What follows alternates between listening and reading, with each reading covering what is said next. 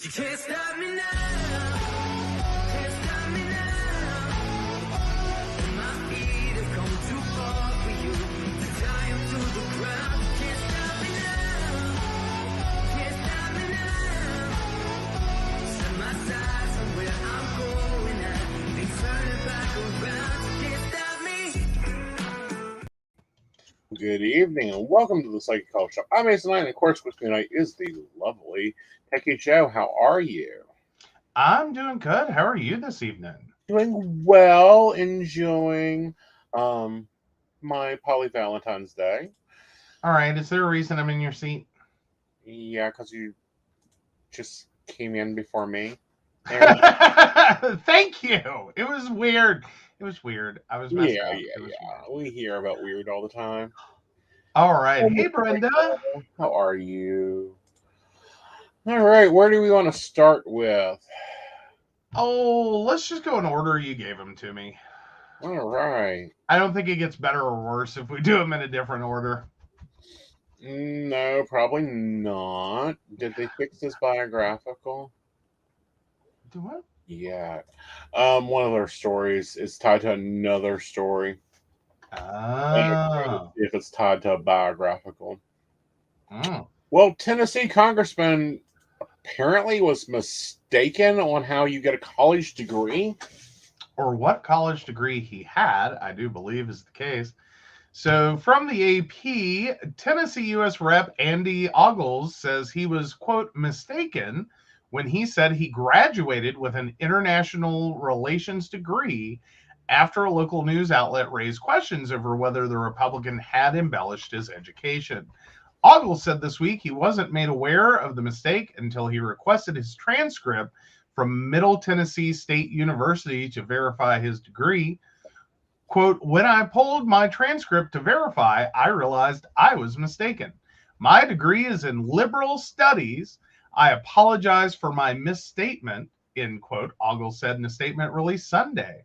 Earlier this month, Nashville-based WTVF-TV reported that Ogles has also called himself a, quote, economist, even though he only took one community college economics course. The station then raised questions over Ogles' claims that he has law enforcement experience and handled, quote, international sex crimes. When asked directly by WWTN's Dan Mandis on February 21st, if the congressman had embellished his resume, Ogles said that people should, quote, look at the body of someone's work to determine if he's an economist. I had the privilege in my career. I've spent the last decade working on economic policy and tax policy, so you decide. At the end of the day, I don't care, he said. Ogles then clarified that he was reserve deputy for a local law enforcement agency, which overlapped with his time working for Abolish International, a Nashville-based nonprofit that combats sex trafficking. Maybe I created some of the confusion, or maybe it was someone looking to write a story, Ogles said.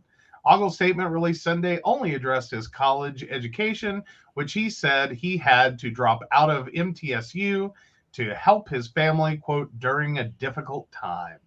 He later returned as a non-traditional student and completed his remaining courses online. At the time, it was my understanding I had completed my course of study in political science and international relations, Ogles said. Last week, I requested an official copy of my transcript and learned that I was actually awarded a broader degree in liberal studies with minors in political science and English. The controversy comes after U.S. Rep. George Santos of New York has faced numerous calls for his resignation after acknowledging he fabricated and at times lied about parts of his education, work experience, and even his family's own religion and history. Ogles, a former rural county mayor, won the Nashville-based congressional seat last year after largely avoiding the public spotlight and refusing to debate his Democratic opponent. The strategy was successful largely due to the GOP-led redistricting process, which carved Nashville's congressional seat into 3 districts. Doing so provided enough cushion for a Republican to win. So now we have 2 college dropouts in Congress that do not either have the degree they have, or said they had. And I'm sorry, that's kind of hard. How do you not know what degree you got? Exactly. Now, I Like can that. see congressionally mixing up master in metaphysics and master in metaphysical sciences. That I could see. That's marginal. That's a marginal swap up. But I'm sitting here going, I knew exactly what degree I received. I knew what degree you received, and I wasn't even there. Well, yeah, but I know this by heart. It's a bachelor's of science in information systems and operations management with a concentration in information systems. Don't believe me? I'll pull it off the wall. Right. Like, fuck it. I'll pull it off the wall. Okay. Hi, Devin. How are you? Coffee's on the right, dirty chai's on the left. Oh. Like, hi. There it is. There you go. Beautiful Yeah. degree. Nicely framed in a gorgeous frame that will not take out monitors. That should not be left near computer monitors after its former frame. Yeah, I know. But no, like I know what degree I have. How do people get a degree and not know what it's in? Like how do you like I mean, did you just keep taking credits until someone said you've run out of financial aid, you have to graduate with something, let me see what I can do? I don't know. Because that's what a liberal studies degree with let's see. Isn't that like a regional or a regions or a Reagan degree? Not necessarily. Okay. So liberal studies with minors in political science and English. Right. So basically, he took enough poli-sci and English classes to get a minor in both of those subjects. So you take one class and you got a minor in Russian lit. Okay. Like this. Yeah, literally, I took enough Russian lit classes in college. I take one more class, I could have gotten a minor. Oh, like you need more than a day off to do taxes, Devin. You need like 2 bottles of wine. But and by the way, what you drinking, guys? What's on your table? Yeah. Oh, and Brenda's pointing out, oh yeah, those degrees are so close together. Exactly. I mean, like I could almost get away with saying, well, I have a degree in operations management.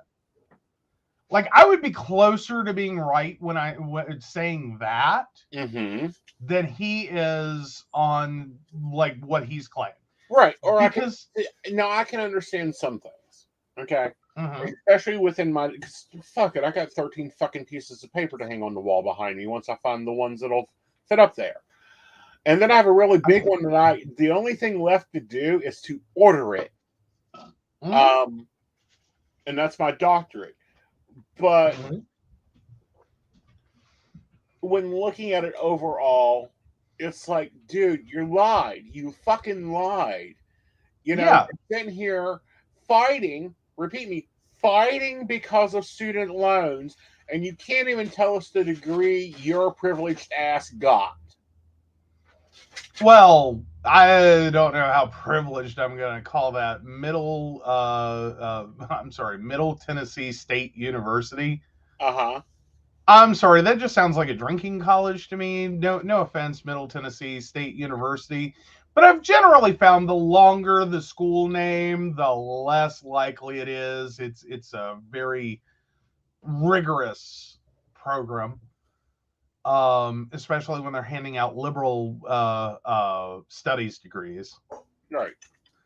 Like, I'm sorry, the longer the name, usually the crappier the program.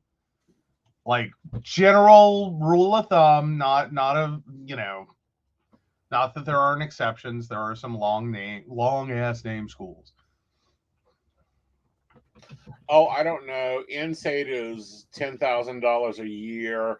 Out-of-state is $29,000 a year. Oh, good Lord. In this day and age? In this day and age.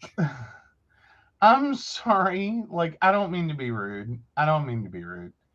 Like like all college work is hard, all college is expensive, and I'm not saying 10,000 is a drop in the bucket. Mm-hmm. I'm just saying in terms of college education today, Mm-hmm. like, I'm sorry, that's closer in line with what I was spending 20 some years ago Mm-hmm.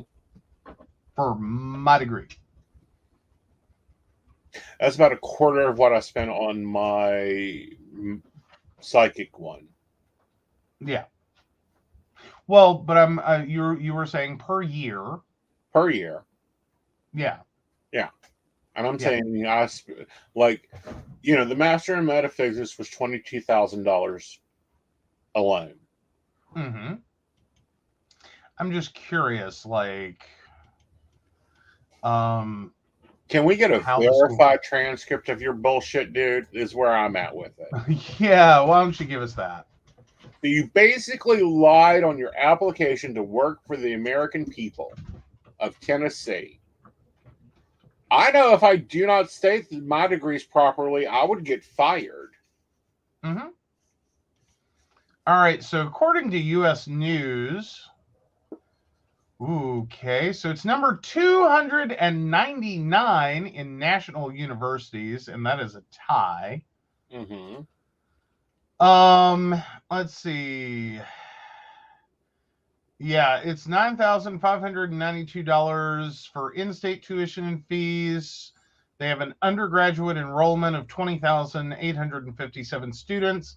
They have a 68% acceptance rate. Yeah. Yeah. They are number 299 in national universities, number 82 in top performers on social mobility, and number 156 in top public schools. Let's see. So their SAT range is 1010 to 1210. Their ACT range is between 19 and 26. Mm-hmm. And their average high school GPA is 3.6. Again, dude need to, you know, pack it in, and he lied it up. They have a 35% four-year graduation rate, a 16-to-1 student-faculty ratio, Uh-huh. and 53% of their classes have fewer than 20 students. Insane. Oh, good Lord. Oh, their top popular majors are multi-interdisciplinary studies other. That is 6% of their graduates. Underwater basket weaving. General psychology, 6%. Biology, biological sciences, general, 4%. Business administration and management, general, 4%. Aeronautics, aviation, aerospace, science, and technology, general, 4%. That's a lot of generals. Mm-hmm. Like, that's They're a stone school. Hey, I'll give them credit. They have a 35% minority enrollment, though 65% of their students are white. Oh. Point being is he's lying. Oh, see, here it is. They have 77 plus sports teams, 15 fraternities, and 10 sororities. Mm-hmm. Uh-huh. Yeah. Yeah. Most students have a whopping $24,165 in debt at graduation. Oh. Well, here's a 2-star review. Yeah, from 4 years ago. Mediocre school. There are some good instructors and a couple of good programs. Otherwise, save your money and go to community college. And Murfreesboro, Tennessee, is not a very exciting city, but at least it's near Nashville. Right. All righty. So basically, it's the knockoff school one town over. Yeah. All righty. So there's that. Let's go California. How's the snow weather for you? White California wearies of snowstorms. Northeast greets one. So Jennifer Cobb and her husband planned on staying 4 days in their vacation rental in Southern California's San Bernardino Mountains, but that stretched into a week as they were trapped by a relentless series of storms that has piled snow so high they can barely see out the windows. When they try to shovel themselves out, it just snows again. They're thinking of walking to a main road to see if they can hitch a ride down the mountain so they can get home to their teenage daughter and Cobb's elderly father in San Diego County. We hear the phantom sounds of plows, but they never come, said Cobb, 49. Being stuck up here in this beautiful place shouldn't be awful, but it is. Cobb and other beleaguered Californians weathered yet another storm Tuesday as blizzard warnings blanketed the Sierra Nevada range in the southern half of the state. More snow was on its way to the southern mountains like the San Bernardino Range, and forecasters warned that any travel was dangerous. On the eastern flank of the Sierra, the Mono County Sheriff's Office bluntly tweeted, "The roads are closed, all of them. There is no alternate route, back way, or secret route. It's a blizzard, people." Gotta love that. Gotta love that. Yep. San Bernardino County has declared a state of emergency with mountain residents trapped in their homes and motorists stranded. More snow is expected in many communities where residents, unable to drive through deep snow on roads that were closed anyway, largely got around on foot. The latest storm in California was one of two bookending the country, with snow closing or delaying the opening for hundreds of schools in the Northeast, which saw the most significant snowfall Tuesday of what had been a mild winter. And Michigan again fought a battle with ice after a storm Monday left thousands of customers without power in the central part of the state. To the southeast around Detroit, some customers still lack power for a sixth day after a prior storm. The storms have delayed travel, shuttered schools, overwhelmed crews trying to dig out of the snow, and repair down power lines. Nationwide, there were about 500 commercial flight cancellations and more than 3,000 delays as of Tuesday afternoon, according to FlightAware.com. In the West, the weather is expected to last into Wednesday, with winter storm warnings stretching from the Oregon coast to many of Southern California's already snow-laden mountains. In the San Bernardino mountain community of Running Springs, the town is covered in snow, with some mounds piling more than 6 feet high. Some residents walked to a grocery store to stock up on food and carried back the bags atop a plastic sled. In nearby Crestline, Michael Johnstone said his family's grocery store was running low on key inventory, even though they stocked up before the storm. Authorities are escorting 2 full grocery trucks up the mountain community, Johnstone said, just in time for the new storm to add as much as a foot of snow. Mm-hmm. Quote, "We're completely out of bread. Milk is getting really light. We're almost completely out of produce," said Johnstone of Goodwin and Sons Market. "Beer, domestic beer, is really, really low." Johnstone said many of the store's employees can't make it to work, so he's been using a plow truck to shuttle them to and from work for limited hours. Most customers are coming in on foot. Christian Vrishnu, 60, is among them. He made it to Goodwin's on foot, but the shelves were bare of bread and had minimal produce. Still, he felt lucky he was close enough to get there in a 15-minute walk. Oh, there have been people posting online where they're running out of groceries because they live in a part of town that's too far to walk to the grocery store, he said. "We haven't had any snowplows. It's going to take a while before we can all get out." For California skiers and snowboarders, the parade of storms was too much of a good thing. Most resorts around Lake Tahoe suspended operations Tuesday. Big Bear Mountain Resort opened, but all roads leading there were closed. Mount Baldy Resort, on the massive peak that looms over greater Los Angeles, opened, but also anticipated an early closure. But California's Sierra Snowpack, which provides about a third of the state's water supply, continued to benefit from the back-to-back dumps of heavy snowfall. The water content of the snowpack Tuesday, in a state grappling with years of drought, was 186% of normal to date and 162% of the average on April 1st. Wait, what? Did you grab an old story? No. No, 15 minutes. Okay, that was weird. Yeah. All right, don't know what they're doing, but because I was like, why are they talking about April 1st? Like, we're just starting to get into March. Yeah. According to the State Department of Water Resources online data, in the northeast parts of Connecticut, New York, Massachusetts, New Jersey, and Rhode Island had heavy snow forecast through Tuesday afternoon. Some areas of western Massachusetts and northern Connecticut got about 7 inches.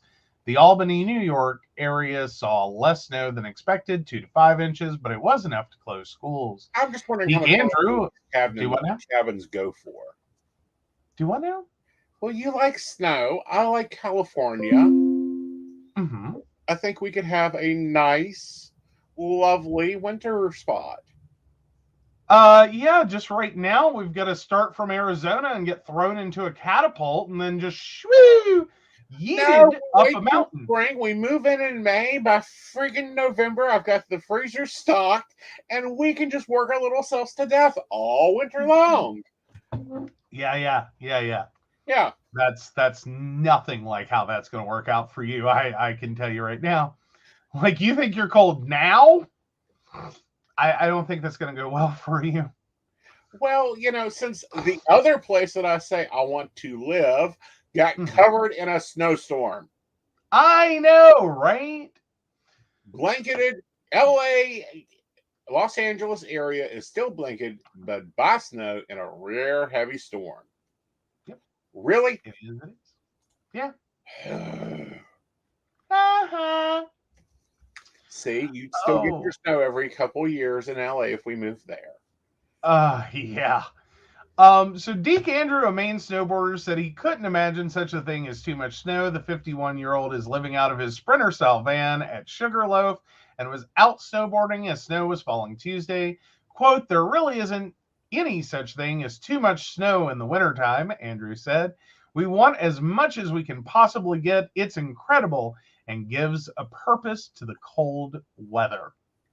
Yeah, I don't think anyone likes him right now. Oh, I'm it's sure like, nah, dude. likes him right now. It's like, nah, dude, you're burnout. Go back to surfing. Just whatever. Like right. Snowboarding, whatever. Don't care. Just like, please hit a tree. Like, that's got to be where everyone is hearing that comment from him is like, I hope to God you go down a slope and hit a tree. Mm-hmm. So, yeah. So we're going to do an Aeson's review. Oh, okay. We got an Aeson review? Yes. Hilltop Coffee. Joe's going to do it because I like my mocha extra shot. I actually only need one extra shot of their coffee. Oh, wait. What am I doing? You're talking about your new chocolate-covered chai. Oh, yeah. With no. My OnlyFans account. Yes, so I asked for chocolate dirty chai that was dirty enough to have its own OnlyFans account. They almost didn't put any of it in there. Do what now? They almost didn't put any espresso in there. Oh, they almost forgot my espresso? Well, you said that it's dirty enough to have an OnlyFans account. Yeah. They didn't see that it's dirty. He's 16. Dude, what? The barista was only 16. He looked at me and goes, that isn't dirty.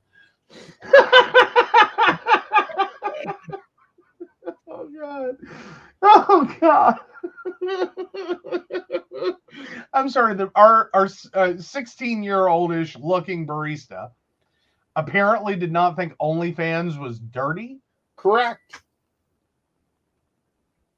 Why do I feel like someone lied to this child and said OnlyFans is a site where, mommies and daddies go to buy ceiling fans? Okay. And moved along. I don't know. He looked at me like I had was talking gibberish to him. I said, I want at least 2 shots of espresso, throw some whipped cream and chocolate in there, and let's call it a day. Okay. But anyway, I love their coffee. Yeah. Maybe on my supply and then we're going to talk about other things going on in the world. Maybe when my supply runs out of coffee, I might go and buy a few bags of it because they do roast their own coffee. So this fall? Maybe. Like, you bought 5 ginormous canisters. They're not as big as I've bought before. I know, but there was a sale. There's a sale. He found a sale. Oh, there is a sale. There is something that Kroger's done dirty. Oh. And I mean dirty. Okay, everybody remember going grocery shopping in December and November, and some things were out and some things were very low. And this is Kroger corporate, not individual stores. Right. Kroger corporate held on to stock in their warehouses. And just kept batching it up. And Batching it up and holding it back and holding it back and holding it back. Guys, and then had an oh shit moment. And now they have an oh shit moment because everything now has an expiration date on it. So now they're trying to push out as much as their back stock as possible. Yeah. So let me clarify. If it can be frozen, or if it is vacuum sealed, it's still good. Yes. Will be for a while. Yes. I mean, it's good granted, for years in the deep freeze. We don't generally suggest you ignore, for legal reasons, the expiration dates on anything. And I don't even think that's the situation. It's not like it expires soon. Right. It's just more so that like it's stale inventory, and if they keep holding it, right, it's going to end up piled under.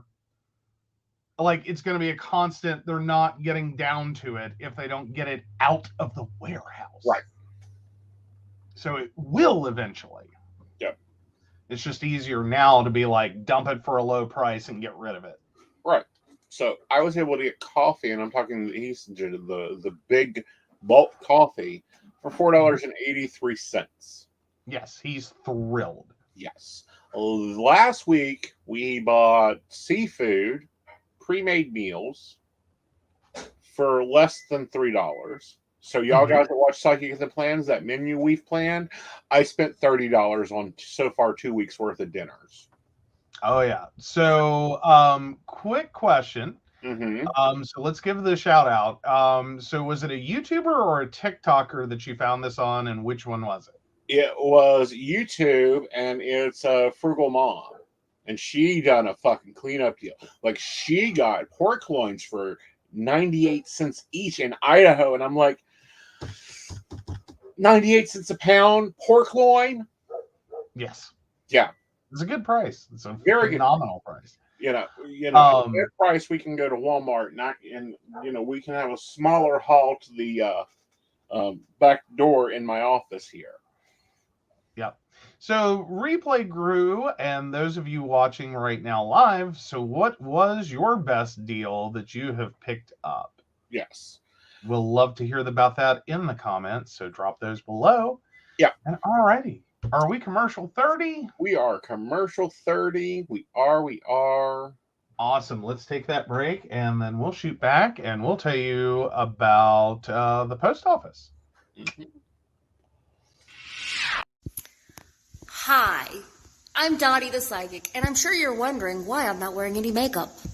Well, one reason is to irritate my social media manager, Aeson Knight. Hi, Aeson. The other reason is because I like to get to the naked truth about what it means to be a neurodivergent LGBT person with psychic abilities. I've got vlogs, blogs, and podcasts and videos all related to trying to live my best life and helping witches and bitches do the same thing. So, you can check all that out and get a reading from Dottie the Psychic at DOTTIEthepsychic.com. Safe travel and much profit to you. Do you have a cute pet? We know you do. Each week, Tracy Van chooses from submitted photos a featured reader for her Facebook page and provides a tarot reading. Your adorable pet cat, dog, rabbit, goat, chicken, snake, or more could be her next featured reader. Visit TracyBann.com, TracyBann.com, and click Featured Reader to submit. We look forward to seeing your pet next.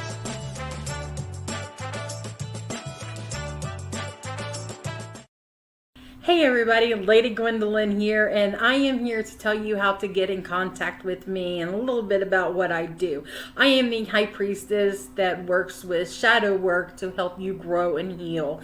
And I work with access bars, Reiki, I do power forms. I'm recently getting into crystal healing, sound therapy as well. So you can go to Lady Gwendolyn Healing, that is LadyGwendolynHealing.com. Book your appointment with me. I do in person, I do over the phone, I do over Zoom. We can do that as well.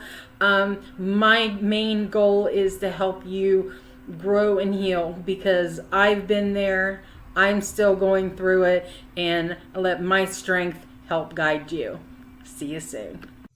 Hey everybody, Natalie here from The Pendulum's Path. If you are in need of guidance, direction, spiritual connection, healing, or more, you would come to the right place. I have worked as a psychic and a medium for over 3 years, connecting people from all over the world with their loved ones, giving them insight and guidance into their current situations, their past healings, their blockages, and what they need to know in order for them to have a better future. It would be my absolute honor if you would come to my website at www.thependulumspath.com. Visit my shop. I have a whole bunch of crystals, oils, balms, mystery boxes, and more. And visit my services. I offer 15-minute, 30-minute, and 60-minute sessions. I also have email readings available if you're not comfortable with the one-on-one session with me, or if you just want to try me out. I encourage you to come visit me at the Pendulum's Path, and let's get you back on the right track today. All right. Yes. Welcome back. So, we're going to the UK story. Oh, I thought we were going post office. Let's go post office. I didn't have it Okay. on. Tell me about Oh, that. okay. So the post office buys 9,250 electric vans, 14,000 charge stations. The U.S. Postal Service is buying 9,250 Ford Motor Company electric vans and 14,000 charging stations as part of a move to switch its fleet to electric vehicles. The service also is buying another 9,250 internal combustion vans from Fiat Chrysler in North America, now part of Amsterdam-based Stellantis. The Fiat Chrysler and Ford vehicles together will cost just over $1 billion. The gas-powered vehicles fill an urgent need, the Postal Service said in a statement Tuesday. Dearborn, Michigan-based Ford will start delivering the left-hand drive e-Transit vans in December of this year, while Fiat Chrysler will start shipping the left-hand drive gas-powered vehicles in November. Contracts totaling $260 million for the charging stations went to Blink Charging Company, Siemens Industry Inc., and Rexel USA Energy Solutions, the Postal Service said.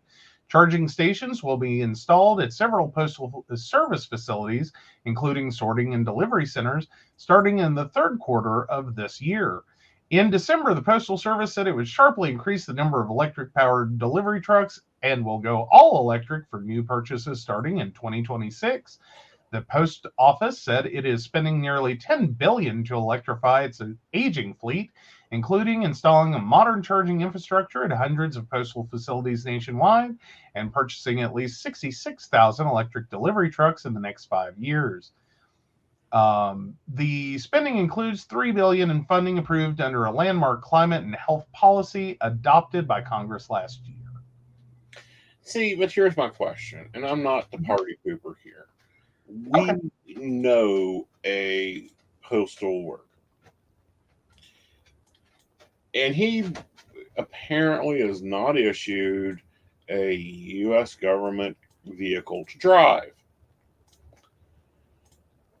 And yes, Brenda, 3 counties in West Virginia are getting electric school buses as part of a pilot program in West Virginia, I do believe. Yeah, my thing is, how's this going to work in our state? Like, there are places that we don't have roads for yet. These vehicles have to go on to deliver rabbits and chickens and ducks and horses and baby goats. And no, I'm not shitting you. You're not here. Well, though, and our friend that is a postal carrier is technically considered a rural route carrier. I don't think you're going to see any changes to the rural route carriers. The United States Postal Service really hasn't had a good solution for that. Usually those are self-owned, self-operated vehicles that fundamentally, like, I find that weird. I really do. I find that weird that the United States Postal Service does not furnish a vehicle for rural route carriers and instead drops the entire spending for that. No, well, granted, I'm sure there's some reimbursement that goes with that. But in one of the worst possible ways, rural route carriers are effectively on their own, maintaining what would otherwise be considered a personal vehicle. As in, it's not a left-hand drive. It is not anything, unique. And most of them, from what I've seen, Jeep wins on that one. Right. For four-wheel drive, and like, sadly, those carriers, those vehicles go through a lot, and those carriers go through a lot of personal expense keeping those vehicles on the road. That then in turn, I believe, gets submitted to the United States government for reimbursement. In terms of, like our friend carries an entire set of tires with him daily. And he has been known to go through the full set in one delivery route. Yeah. As in, like, his one circuit in a day, he has gone through all 4 tires. Yeah. Because the roads are that rural and that bad. Right.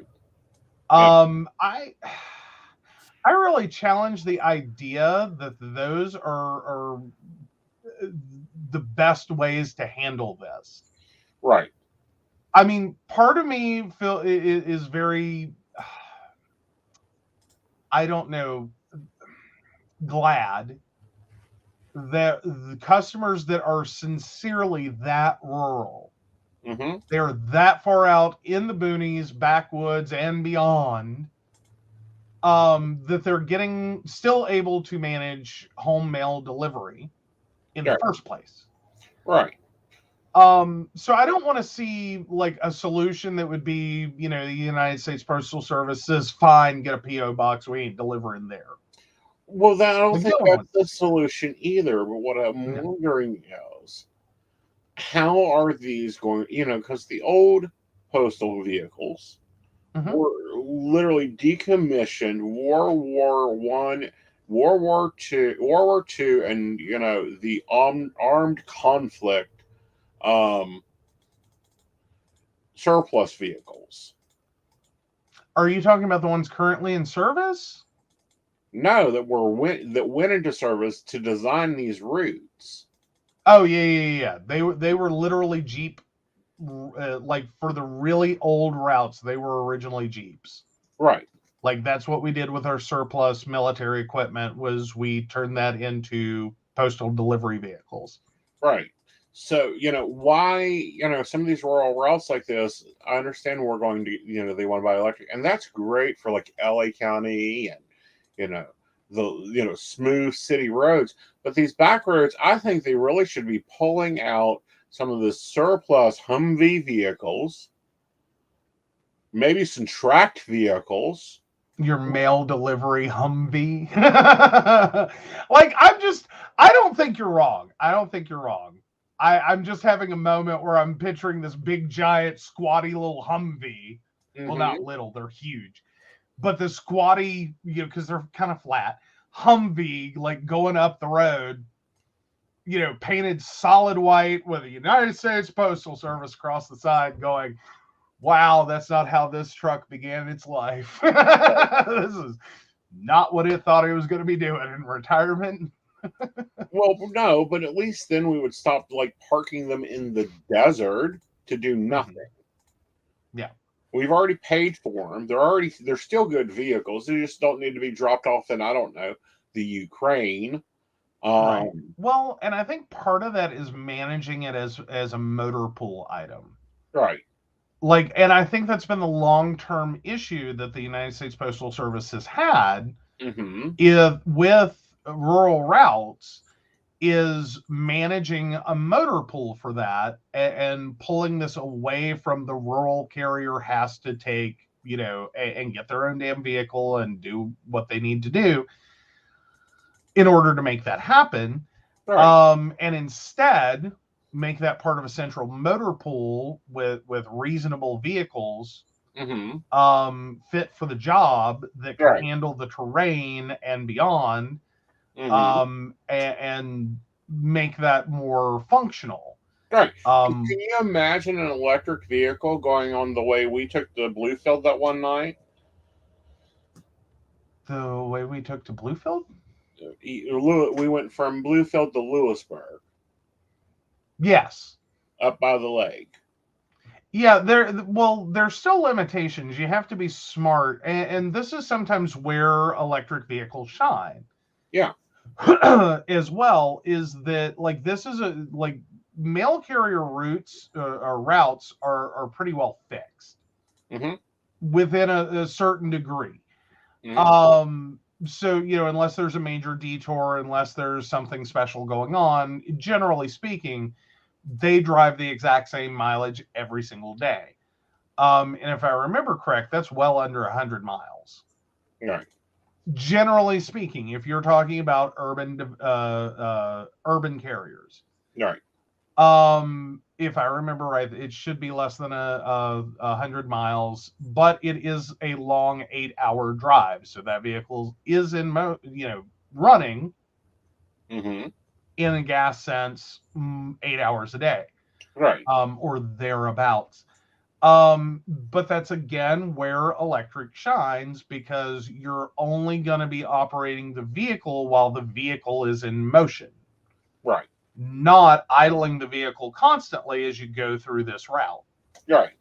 Or repetitively starting it with a traditional starter. Right. So we will see what happens with this. I just, cannot envision electric vehicles going up around the lake.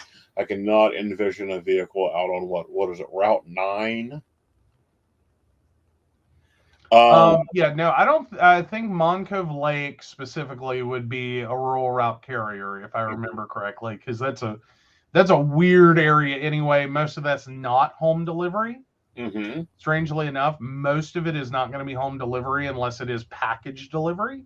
And I believe most of that area is actually because you got to remember, Moncove Lake is actually more of a second property community, not a primary residence community. Like, there are some year-round primary residents, this is their house. Right. But I think the majority are using postal boxes. Right. But what I'm saying is, can you imagine them doing that delivery route or the other route that you took me? And I was like, dear God, where have you taken me to? Like, I see the interstate up there. Oh, that's that's a fun one. So if you are in the Princeton area, you may be familiar with Brush Creek Falls. There is this tiny, narrow, almost one-lane road that takes you from the intersection of Eads Mill and what's the stupid school? Anyway, it drives you right past Pikeview High School. Drives you right past there, and it's literally, you're looking at 77 and you're driving right along beside it, and you go away and you come back. Oh, Aeson didn't hear just banjos, honey. He heard spoons. Forget banjos. Banjos is upscale. He heard spoon playing. Oh, yeah. Yeah. And I think probably about crapped himself a couple of times, because that is a road people are notorious for doing way too quickly. So it is a constant, because it's like a lane and a quarter. It's unlined. There are no lines on it. It's just a strip of asphalt. It looks like a service road. Yeah. It gets treated like a racetrack. Yeah. And it's got a lot of blind corners where you can't see what's coming at you, if anything, unless it's the middle of the night and someone's using headlights and has two of them and they're on. And that's a problem on that road, by the way. But no, it is in the middle of nowhere, except you're looking at 77, and it's a heck of a road. And it is part of a mail carrier route. I do believe, again, that's a rural route. It's a rural route. Yeah. Like, it's not part of standard USPS, like, here's your, corporate, or here's your government issued Chevy S10 with a box. Right. Like, because that's what our current fleet is built on, is the Chevy S10 modified. Which I don't understand why we don't have all brand new GMs after we bought fucking GM. Honestly, I think it probably has more to do with, one, it's a bidding process, and two, GM got it last time. Well, and argumentatively, it did not go well.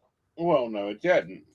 Like, those have been some of the most problematic mail trucks in our postal service history. Yeah. As in, they have no air conditioning. They have, if I remember correctly, they don't even have heat.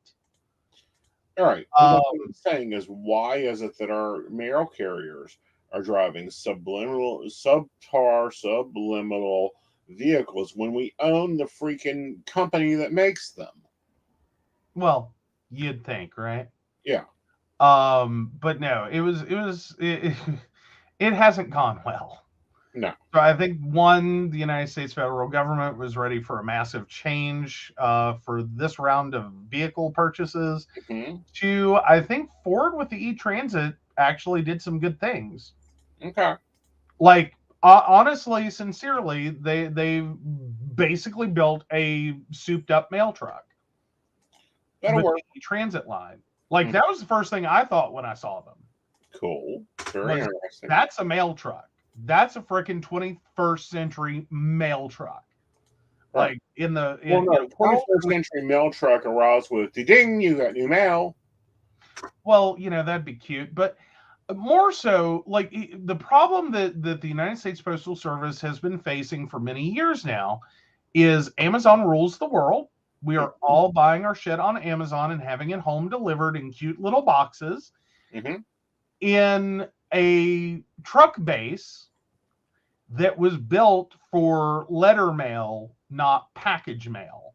Right. Back when the vast majority of mail that one received at their home was going to be letter mail with a few packages. So those trucks were designed for letter mail predominantly, like letters and basically anything about letter size. Small, flat, and like big only in 2 dimensions. Those trucks were built for, not boxes. Right. So it's actually created a lot of splitting of routes at this point, in which it's basically you start the route, you empty the truck because you've had to, take stuff out so you can do all the packages.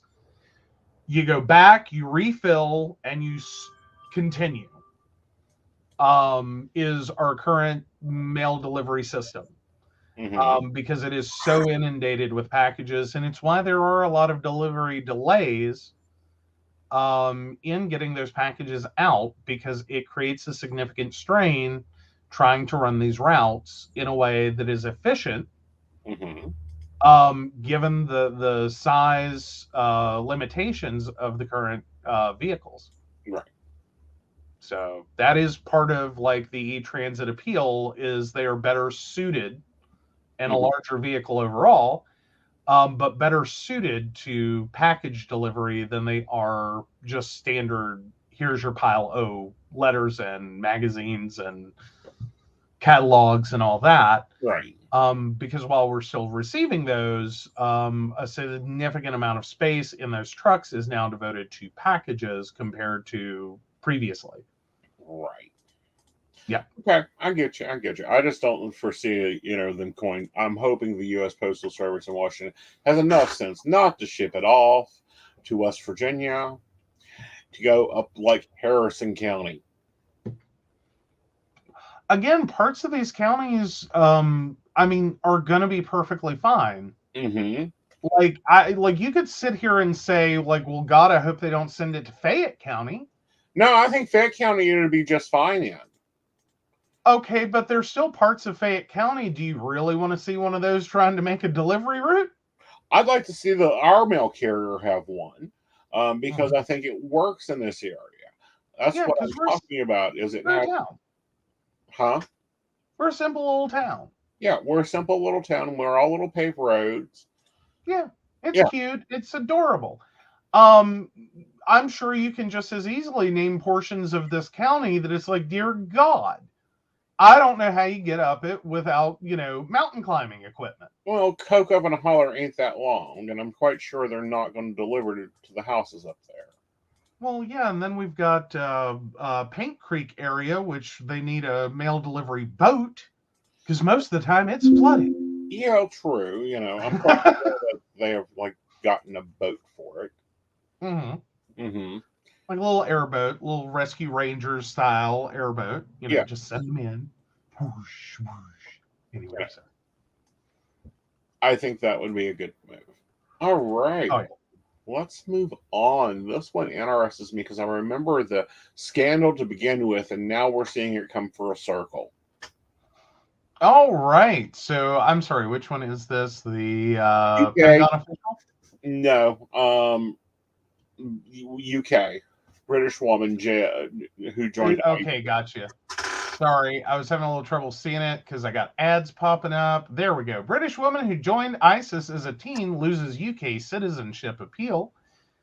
Shamima Begum, who left the United Kingdom to join ISIS at the age of 15, has lost her appeal against the decision to revoke her British citizenship. Judge Robert J. gave the decision on Wednesday following a 5-day hearing in November, during which her lawyers argued the UK Home Office had a duty to investigate whether she was a victim of trafficking before removing her citizenship.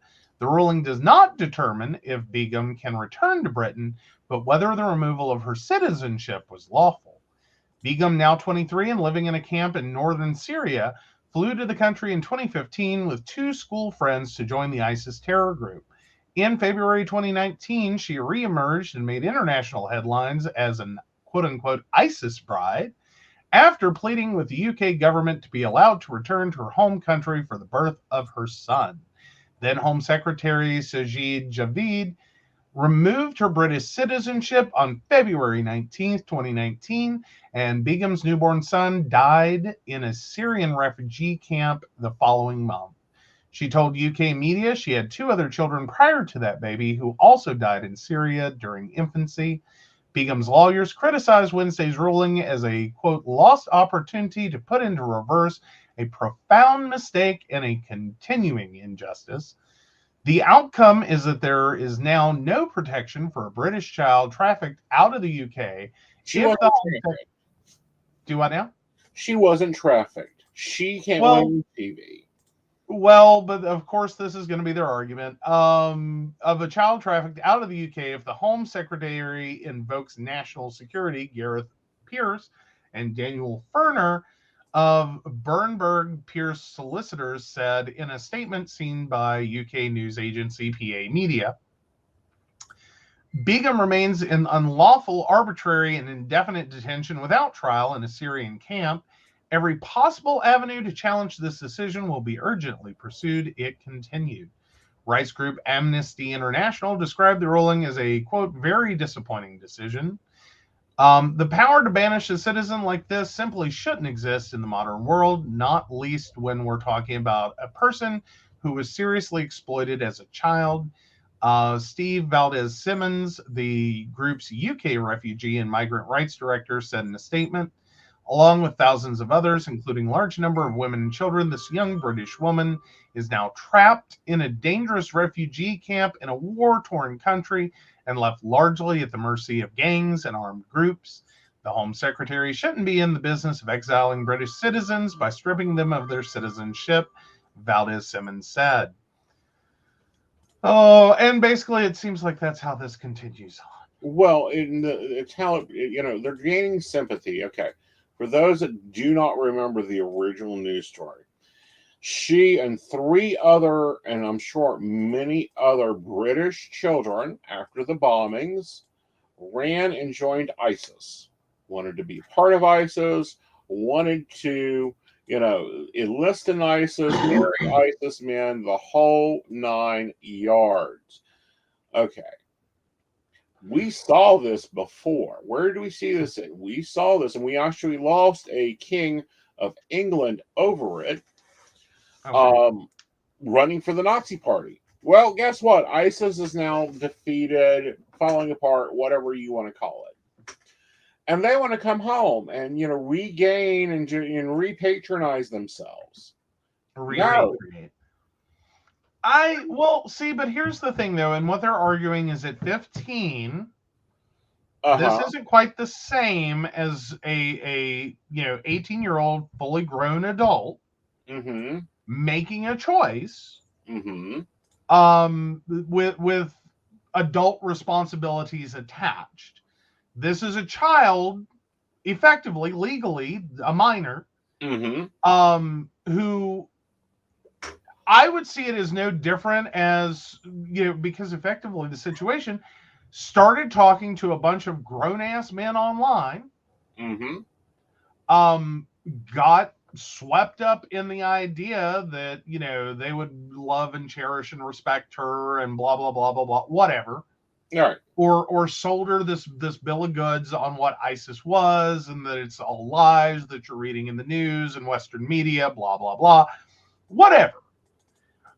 Argumentatively, I think what her attorneys are trying to make a point of is that she is no different than any other child that goes online, talks to strangers, gets pulled into whatever, basically pulled into a van, driven out of the country, driven, out of their life.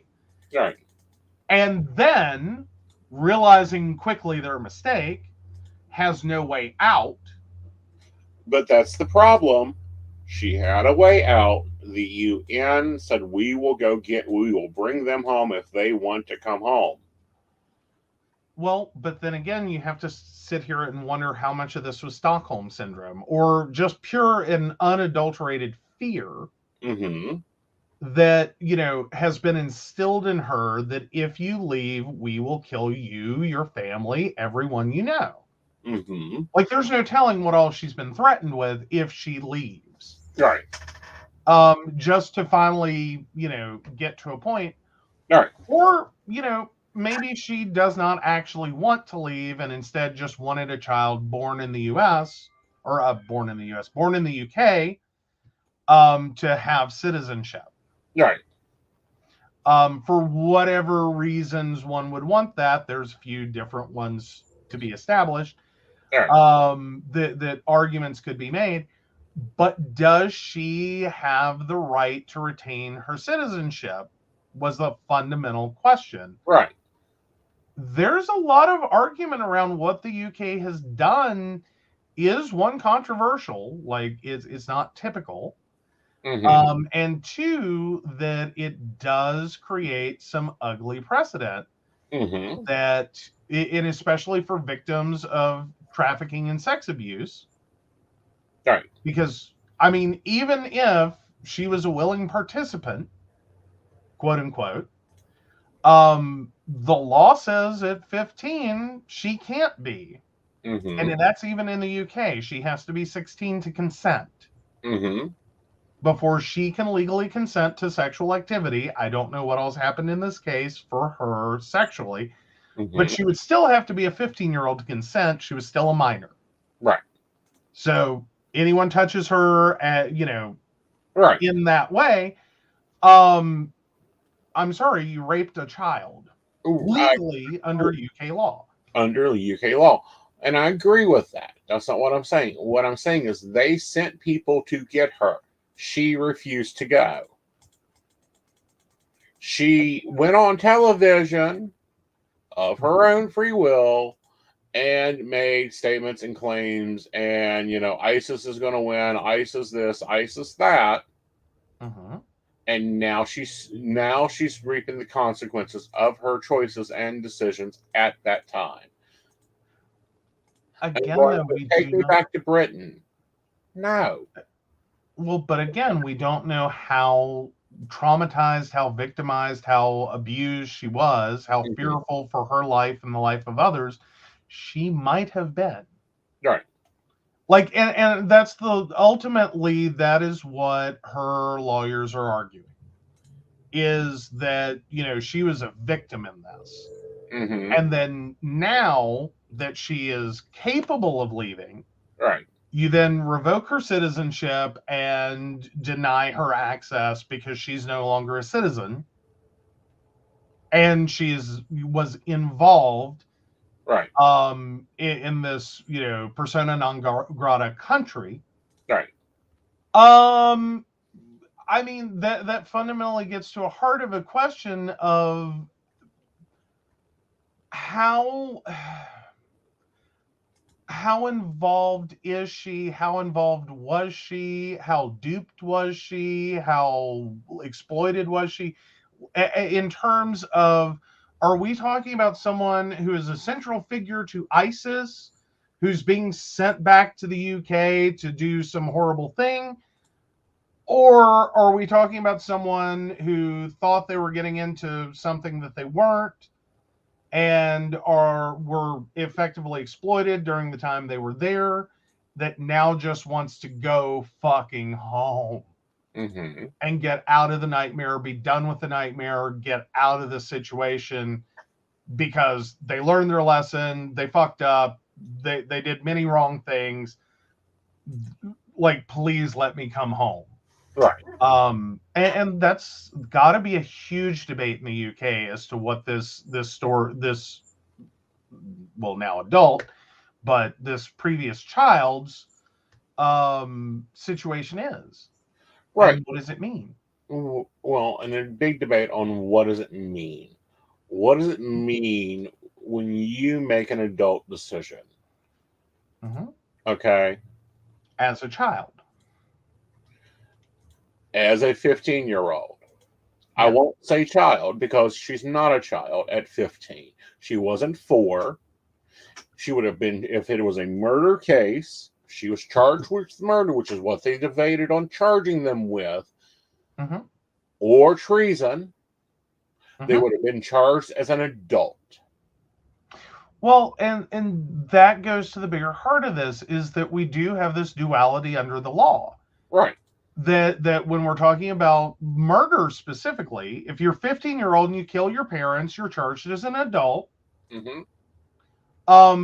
But if an adult attacks you as a 15-year-old, Mm-hmm. okay, then that's rape. You had no adult abilities in the situation. You couldn't consent. Right. Or even literally, you're 15 with a 32-year-old boyfriend. Right. You were a child. You were completely innocent. This should never have happened to you, no matter how many things you did Mm-hmm. to engage yourself, like, in the sense that you're 15 and you're like, this is what you say you want. Mm-hmm. This is what you sought out. This Right. is everything you did to make that occur. Right. Legally, regardless of the fact that you were making adult decisions and you're claiming the ability to make those adult decisions, we will still look at you at 15 and go, you can't do that.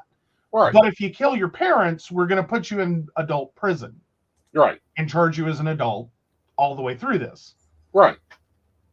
That's a weird duality to have, in which someone can be an adult in one situation, like fully recognized legal adult in the situation, even though 5 seconds before they committed that murder, they were still considered a minor child, couldn't do all kinds of things legally under the law. And even once they've been charged, there are things they cannot legally do under the law. Mm-hmm. And then flip the situation, and it goes the other way. And it's like, no, you had no ability. You're a child. Right. So which is it? Well, exactly. At one Exactly. I point think or that's where another, everything's at. they had to rule that she was an adult. Mm-hmm.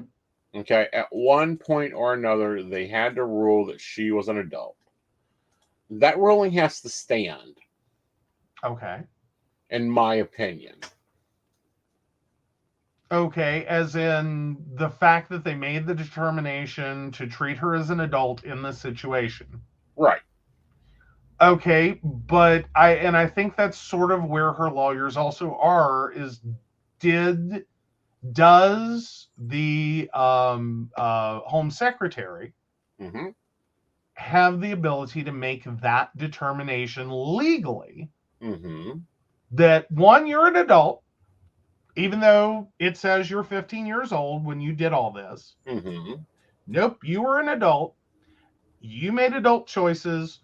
You fundamentally stripped yourself of the right to British citizenship. All I'm doing is signing the papers that makes that official. Right. And she's Versus- publicly said she did not want to be a British citizen at 15. At 15. Yes. And they respected that decision because otherwise they would have went and got her, rescued her from ISIS, and brought her back to Britain. But again, I think that's the question her lawyers are seriously trying to argue, Mm-hmm. is not only did the Home Secretary have that right to honor that, Mm-hmm. but did she have the actual legal capacity, the ability, Mm-hmm. and based on what? Right. Based on what? Yeah, she said it. Teenagers say a lot of stupid things. Right. But what I'm You know. saying is she won one case to stay part of ISIS. Mhm. Okay. So she has to stand on that one, Okay. in my opinion. Okay. She can't do both. Well, argumentatively, I see exactly what you're saying. Right. Like, I understand it, is that you already have one case on the books Mm-hmm. where you asked for this. Right. Now here you come again and go, no, that's not what I wanted. Right. I can see going, look, no backsies. I mean, I don't know how else to put it, because that's about where it comes down to, is like, no, you got what you wanted. Basically, this is what she's doing. Mm-hmm. Okay. She is arguing that, and we see this all the time, that, this person's guilty. Fine. They're guilty. They're convicted. And then when it doesn't suit her anymore,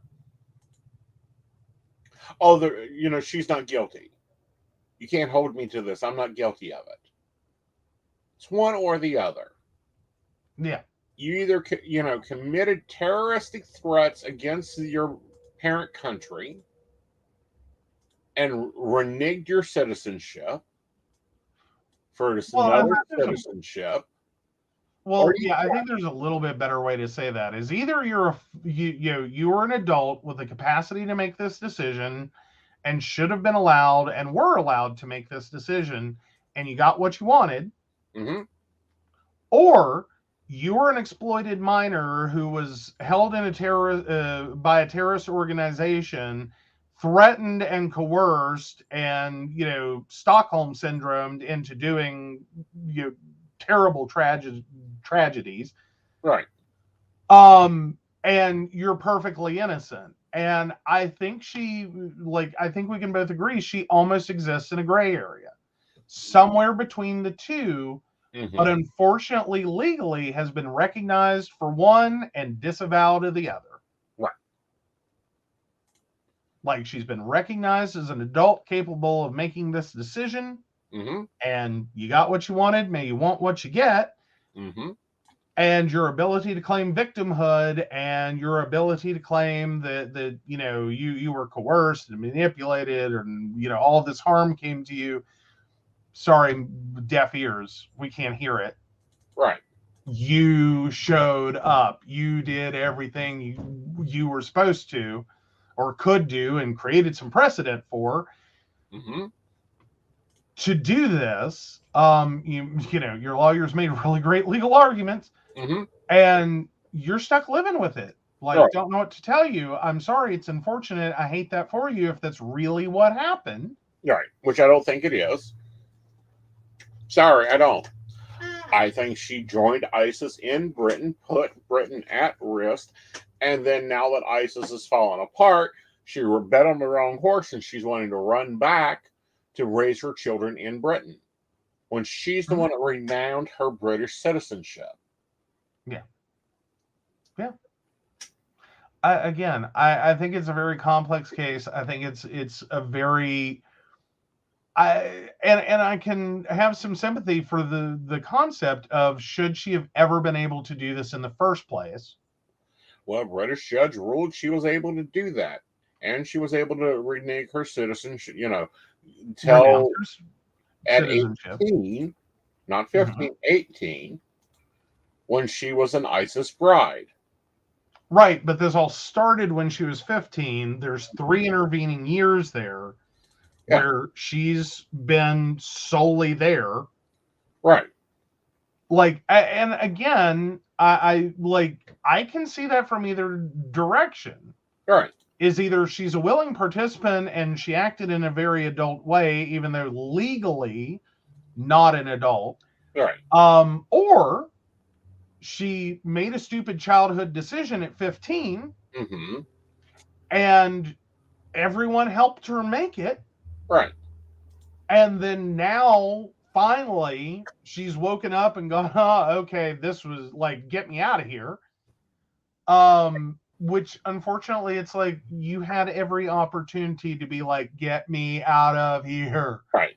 And you denied it every single time. And it's unfortunate, and I'm sorry for your luck. Right. But you're stuck now. Right. Accept it, deal with it, and move on. Right. You've made your choice. You made your choice then, you're making your choice now. You can't, and you knew what you were doing. Right. More importantly, you can't have both. Right. We can't give you both. Right. You already got one, you have to live with it. Right. Oh, so yeah, again, and I wonder what this is going to do for the future, though. Because this was so far out of the norm. I'm just wondering what this does in the future, how this shapes UK policy towards can you do this in the future, given that we now know the outcome. Right. Can you at 15 become a runaway? Because effectively you're a minor. That's what you are. You ran away. You joined an organization, which is a terrorist organization that is also known for not being very friendly towards women in general. Right. It has a lot of problems with the Western world and the way we treat women. Like human beings. Well, most of them. Well, but that's, again, part of my point. Is that this is the organization she left, a country that recognizes women as human beings, and went to an organization in a country that does not really see that. Right. And then spent 3 years there before she then renounces her UK citizenship. Right. I'm just wondering, where does UK and the Home Secretary go from this disaster forward in going, okay, should we not have allowed that to occur? We can't fix her situation. Right. But there's at least 3 others in the situation, if not more, because this was a very large problem. This was worse than draft dodging when it came to the UK. And teenagers running off to join this terroristic group in the UK. And in the US, teenagers were eating Tide Pods, for Christ's sake. Exactly. How much stock can you put into something you originate in your life at age 15? Well, my question or my view of this is we make decisions throughout our life, no matter what the age is. You make a choice, you make a decision, whether it is a good one or a bad one, you have to live with it. Okay? And, when do we stop the cotton balling, bubble wrapping of children? And it's not that I say that every child need have no repercussion or responsibility for their actions. Like, we recognize that a 15-year-old can drive a car, and that if and should be doing that with the accompaniment of an adult licensed driver over the age of 21, if I remember correctly, when they do it. And we recognize the idea that if you were 15, steal your parents' car, go off joyriding, get drunk, and hit someone, you're responsible for a lot of things. Mm-hmm. Because even though you're a child, you were privileged with a driver's license, and you accepted terms and conditions and responsibilities that came with that. Right. I don't argue that this should be a get out of jail free to show up and say, oh, I was sexually exploited and, abused. I don't think even her lawyers are there with that. It's just the final massive component of complete loss of British citizenship. Right. That is what they're arguing, is like in the same scenario, if she had gotten drunk at 15, gone on a joyride in her parents' car, killed 3 people, should she inherently lose her citizenship? Should she spend the rest of her life in prison for what she did drunk at 15? It doesn't say should she have no responsibility and no consequences whatsoever. No one's arguing that. She needs responsibility and consequences real damn quick. But at 15, how far is reasonable to go with that? Because this isn't a premeditated crime. It's a series of stupid, youthful, bad decision makings that led to a tragedy. If she had gotten into a car drunk at 15 and killed 3 people. Right. That would be horrible. We don't know how many people, how many soldiers she killed. We don't know how many people, how many bombs she built. We don't know how much she done to what. Because, of course, terrorists don't keep battle records. Fair enough. And no, I don't think anyone's claiming she should have zero responsibility, zero consequences for everything that she's done. They're just arguing is removal of British citizenship, which is a pretty significant act, be where this story ends. Okay, let's take it to you. That computer you got at what, 11, 12? The one you got for Christmas. The one you didn't understand because it was a PC, not a Mac. Oh, way back years ago, yes. Yeah. Let's say back in the 90s, my first computer, my little 486 DX2, yes. Yes. Let's say, you used it to break into the CIA database because you're just that skilled man. And you emailed Putin because you thought it was a prank all the information on the CIA agents in Russia. Should you even be touching a computer at your age? Again, I don't think anyone can argue that that's a reasonable consequence for a reasonable crime, or for the nature of the crime. Don't ever touch a computer again. That's your horrible, unfortunate, 1990s, and it's happened. Yeah. It has happened. That is literally part of our history, is that kids 12, 13, 14, 15 years old hacked in the 90s, in the 80s and 90s, government organizations, and were sentenced to never touch a computer again. Right. Imagine that shit. Like, in the 80s and 90s, it wasn't a humongous deal. Right. Like, a lot of the world still ran on paper files and typewriters and all this, and computers were still kind of new and shiny. Flash forward, what all does that mean now? Can they touch a smartphone? Can they, what can they use? Probably none of it, based on that, 90s era law and sentencing. And it's a humongous inconvenience now. But again, reasonable to the crime committed.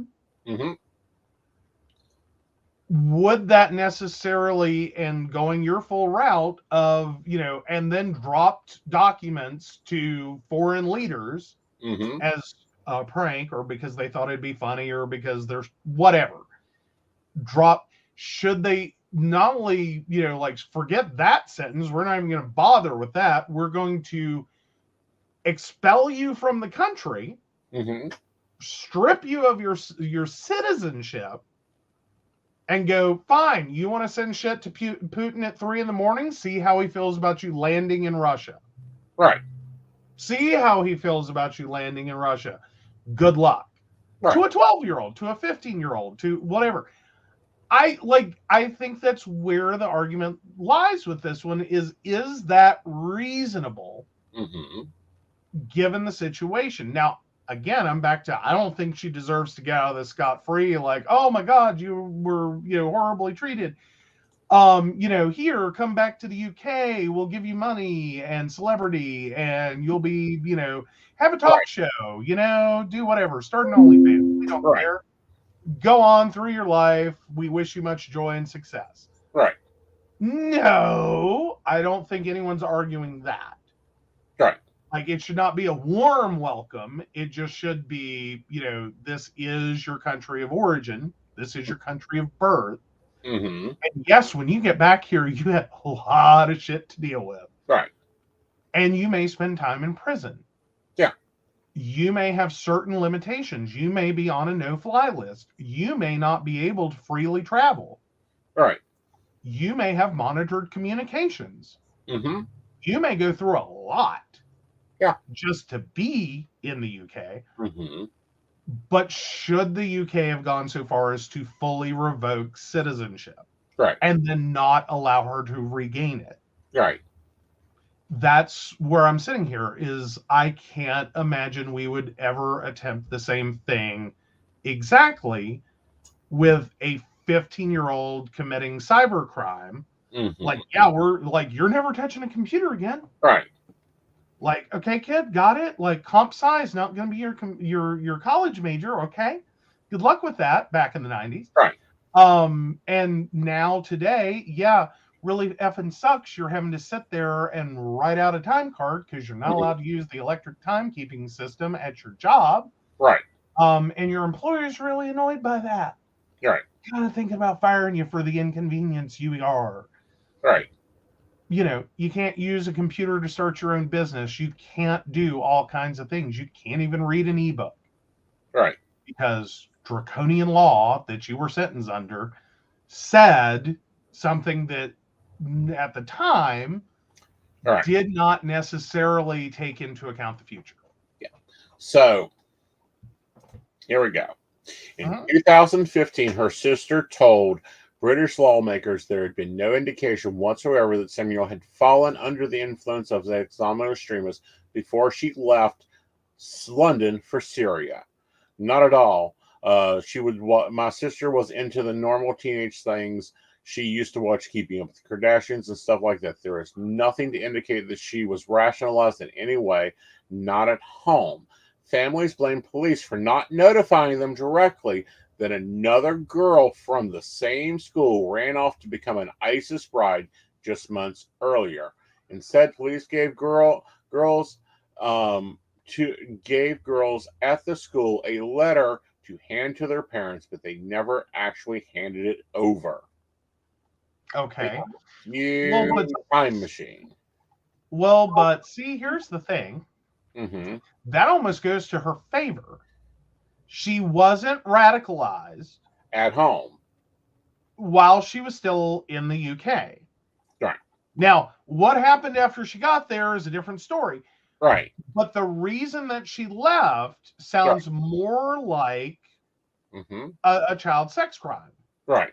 In which potentially an adult male starts talking to a child. You're so pretty. You're so beautiful. I love you so much. Your parents are stupid. Your friends are stupid. Your enemies at school and your bullies at school are stupid. I love you. I want to take care of you. I would cherish you. Blah, blah, blah, blah, blah, blah, blah. If you've seen a Law and Order SVU or, To Catch a Predator, you get it. Right. that what this is all going to sound like, and that she left not to join an ISIS organization, become a terrorist. She left as part of an exploited child situation. Yeah, but then Again, that kind of goes to her favor. That's the whole part, is she refused to come back. She challenged them, challenged the police, challenged everybody to come back. Okay, and that's, I think, where her lawyers and even I can make the argument. If you were talking about she decided to leave and they caught her at the airport, right? Would it have been the same situation in which she's like, no, I'm part of ISIS, I want to marry someone, blah, blah, blah, whatever? Or would it have been a situation where it's like, oh my God, I fucked up, I got caught, I'm busted, please take me home, like, Right. few When tears. they found her in Syria with the other two and was like, come home, and there was girls that went back home. Okay, and done parole and whatever. She refused to go. They could not force her to leave her then husband in Syria, because then she's an adult. It's like when you're emancipated in the United States, your parents cannot force you to do anything because you are an emancipation. She chose not to leave. Well, in the U.S., we have much the same thing. As once you're like, you can be a child bride at 14 or whatever. 9. Thank you, whatever age. Effectively, at that point, you become an adult. You still have some of the restrictions against you because of your age, like you can't buy cigarettes and alcohol.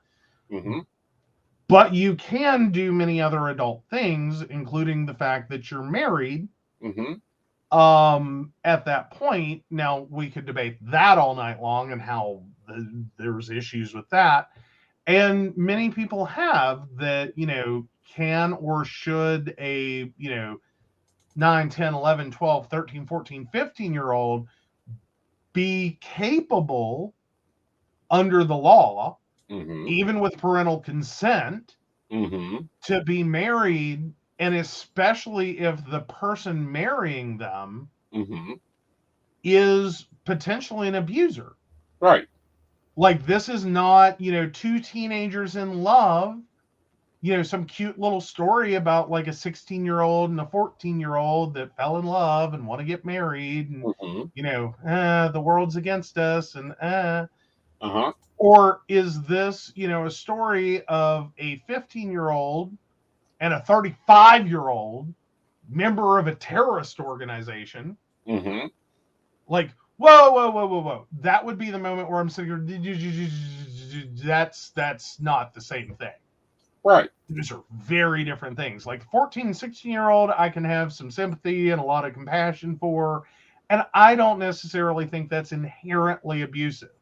Right. I think it could be. I'm just saying inherently, my first thought isn't that's abusive. Right. The 15-year-old and the 35-year-old, I would be like, whoa, pump those brakes, pump them hard. Exactly. But unfortunately, they were married.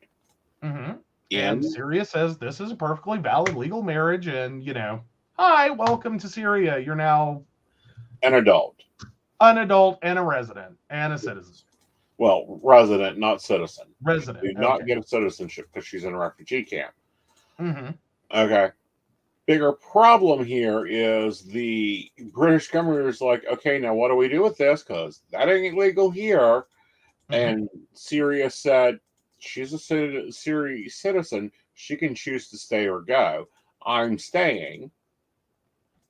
Okay. Not much we can do with that. Here you go. We can't do anything with that. Fast forward to 23, so 8 years. I want to come home. I want my citizenship back. I want everything back. Now that the war is over, I want my benefits back. I want the state to pay for the birth of my child. And the Home Secretary said, no. Well, and I think we can all agree this is a horribly tragic story, no matter how you slice it. Right. No matter which side you're on, it's a horribly tragic story. Like, Right. I feel bad, and like, even Brenda's has said, like, where were her parents? And I can't imagine watching my kid choose to do this. Right. Like, I think it's a horribly tragic story, no matter what you do with it. Right. I think it's a horrible, tragic story at 15. Okay? Yeah. I think it's a horrible, tragic story at 15. I do not understand why that mother was not allowed to take her flip-flop from the UK all the way to wherever she was in Syria, grab that girl by the ear, and drag her to the airport.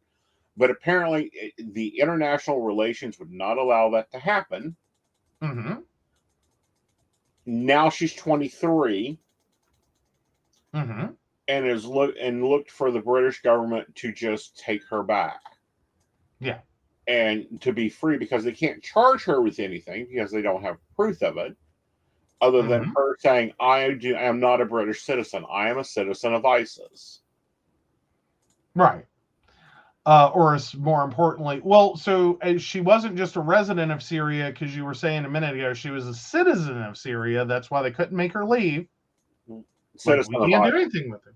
Right. Yeah, we can't do anything with her. She's a citizen. I don't know what you want. She married someone. She's a citizen. She got the U.S. equivalent of a green card marriage. Right.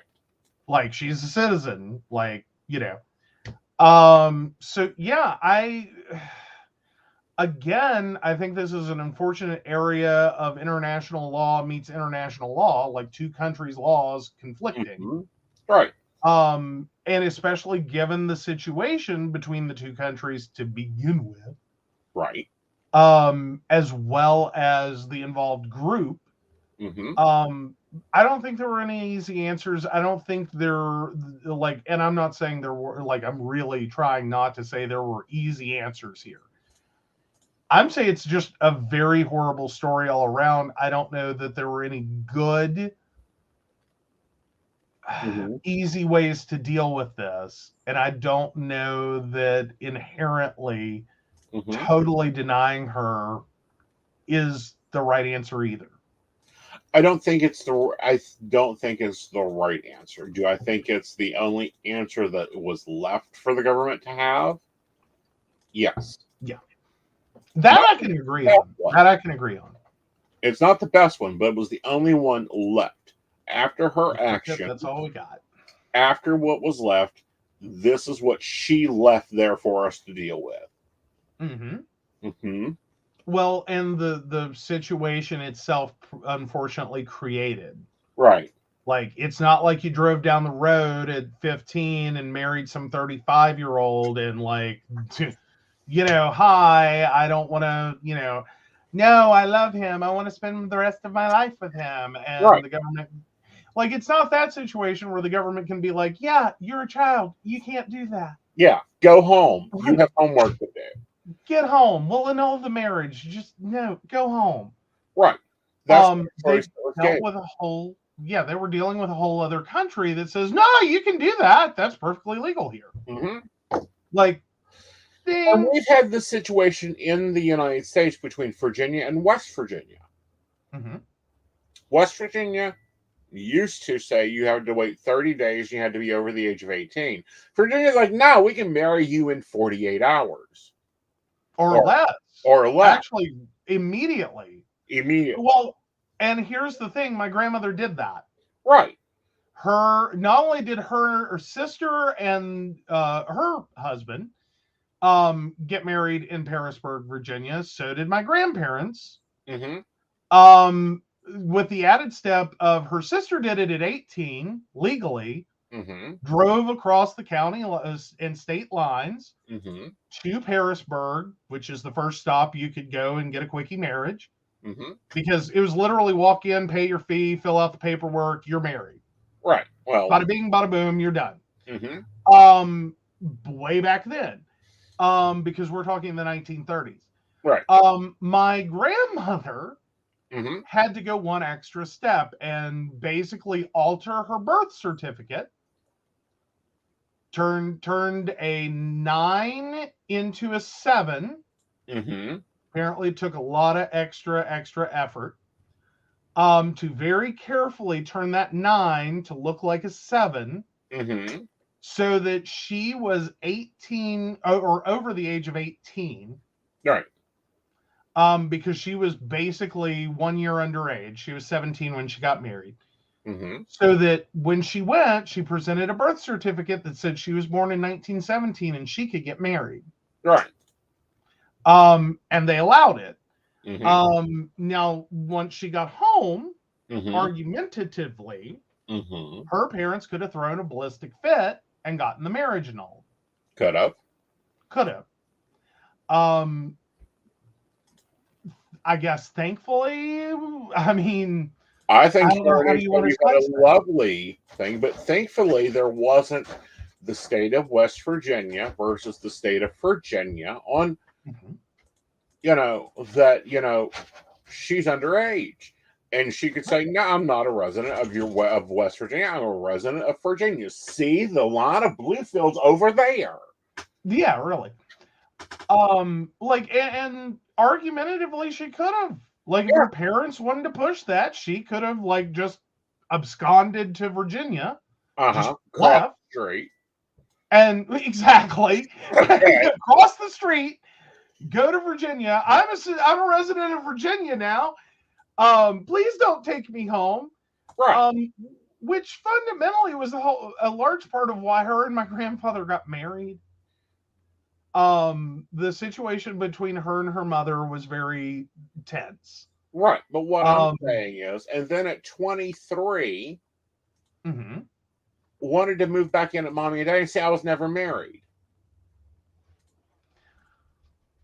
Again, it may have been possible if she had made that decision to go back and try to argue that the marriage deserved to be annulled or canceled, however, legally it was to be done.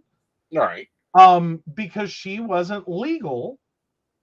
Like, she lied to the government, and she probably would have done some, maybe a little bit of jail time, maybe a bit of probation. For that, because you falsified a legal document and presented it, so you have forgery and I believe uttering at that point, but I think that might just be for financial instruments any which way. No, swearing is utterance. Yeah. So you've lied to the state government of Virginia, and that would actually be where it has to be done, not West Virginia, because West Virginia, you didn't get married here. Like, what do you want us to do about it? Right. You have to go to Virginia and go, I lied to you, Virginia, about my age 4 or 5 years ago. And now I want to undo it. All right. I lied to you. I was not of legal age to enter into marriage. When I entered into a marriage, I want out of the marriage. I think argumentatively you could have done that. Like, she could, I believe, have done that, because effectively it wasn't a legal marriage. It shouldn't have taken place. Right. Now, all this kind of apparently came out at some future point in my family, many years after it had been done. Because it wasn't one of those stories she just like, oh yeah, by the way, it came out in the genealogy that my dad was doing, that, wait, how the hell did you get married?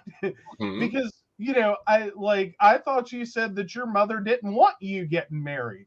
And my grandmother's like, she didn't. And so I forged my birth certificate, went across the state line to Parisburg, Virginia, presented the birth certificate. They didn't bat an eyelash. I pretended like I was already 18. We got married. Right. And by the time we got home, there was nothing Mama and Daddy could do about it. Because thankfully her mother was at least of the mindset of, you got married before God. So you're married. There's nothing I can do about that. Right. Get your crap and get out. Right. But my point being is, that's kind of the situation that she's in. She chose this. She lied to the government. Well, she didn't lie. She used the government to her best advances. Now she's trying to use the government again to her best advances. And the home agency said, oh, no, no, no, no. Remember back 3 years ago when we tried to bring you home and you refused to come home? You told us to take it and shove it, that you were no longer a British citizen. Well, you're not. Well, but see, I have to go back to the original case that you're talking about, and as you're calling it to her best advantage. Right. Was it though?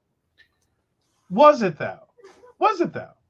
Right. Seriously, was then it to her benefit, to her best advantage, To to her want. be able to renounce her citizenship Mm-hmm. and to have the home secretary say you're not a citizen? Right. Was that really to her benefit? Because you're saying like she did this all for her benefit. Right. Was it though? Like it really wasn't. Well, it Like, really wasn't from the outsider's perspective. From the insider's perspective, she got what she wanted. Now she's she wanting got to get what she said she wanted. Mm-hmm. I think there's a Well, big giant crowbar of distinction. on court record. And basically, the Brits tried to do everything they could to get her to come home. The mother, the sister, everyone put all 4 forces into getting her and the other 2 girls to come home. And they said, nope, we're part of ISIS now. We are ISIS brides. Yeah.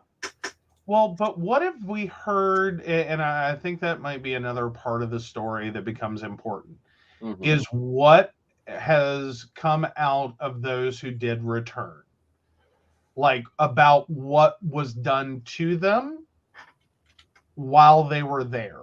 Like, was it just one big giant slumber party and everyone was really awesome and no one threatened them or their families or anyone they knew with harm or death or anything like that? I find it hard to go like this is going to be the softer side of ISIS that she walked into. Like the kinder, gentler ISIS that's just like, it's a slumber party. Well, what's interesting is the American University National Security's Law Brief 2001 writes Return the ISIS Bride. Give me a minute to speed read here. Yada yada yada yada yada yada yada yada yada.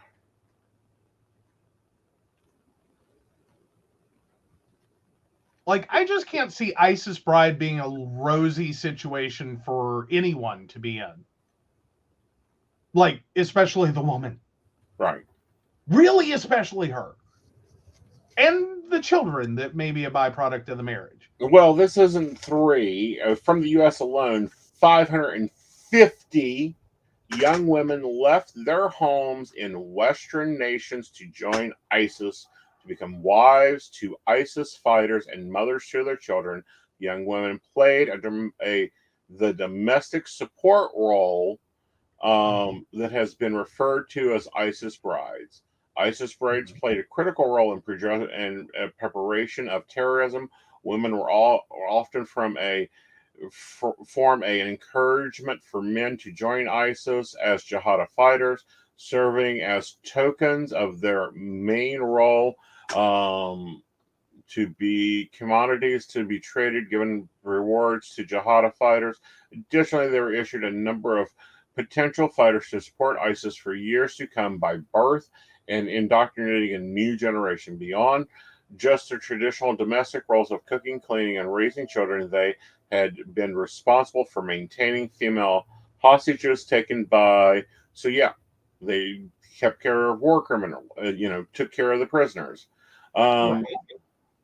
Their support provided essential level of organization for ISIS, allowed the fighters to focus on the battlefield impact, critical success of ISIS and their abilities to grow. However, ISIS has begun to lose its strongholds. Women are increasingly seeing battlefield roles.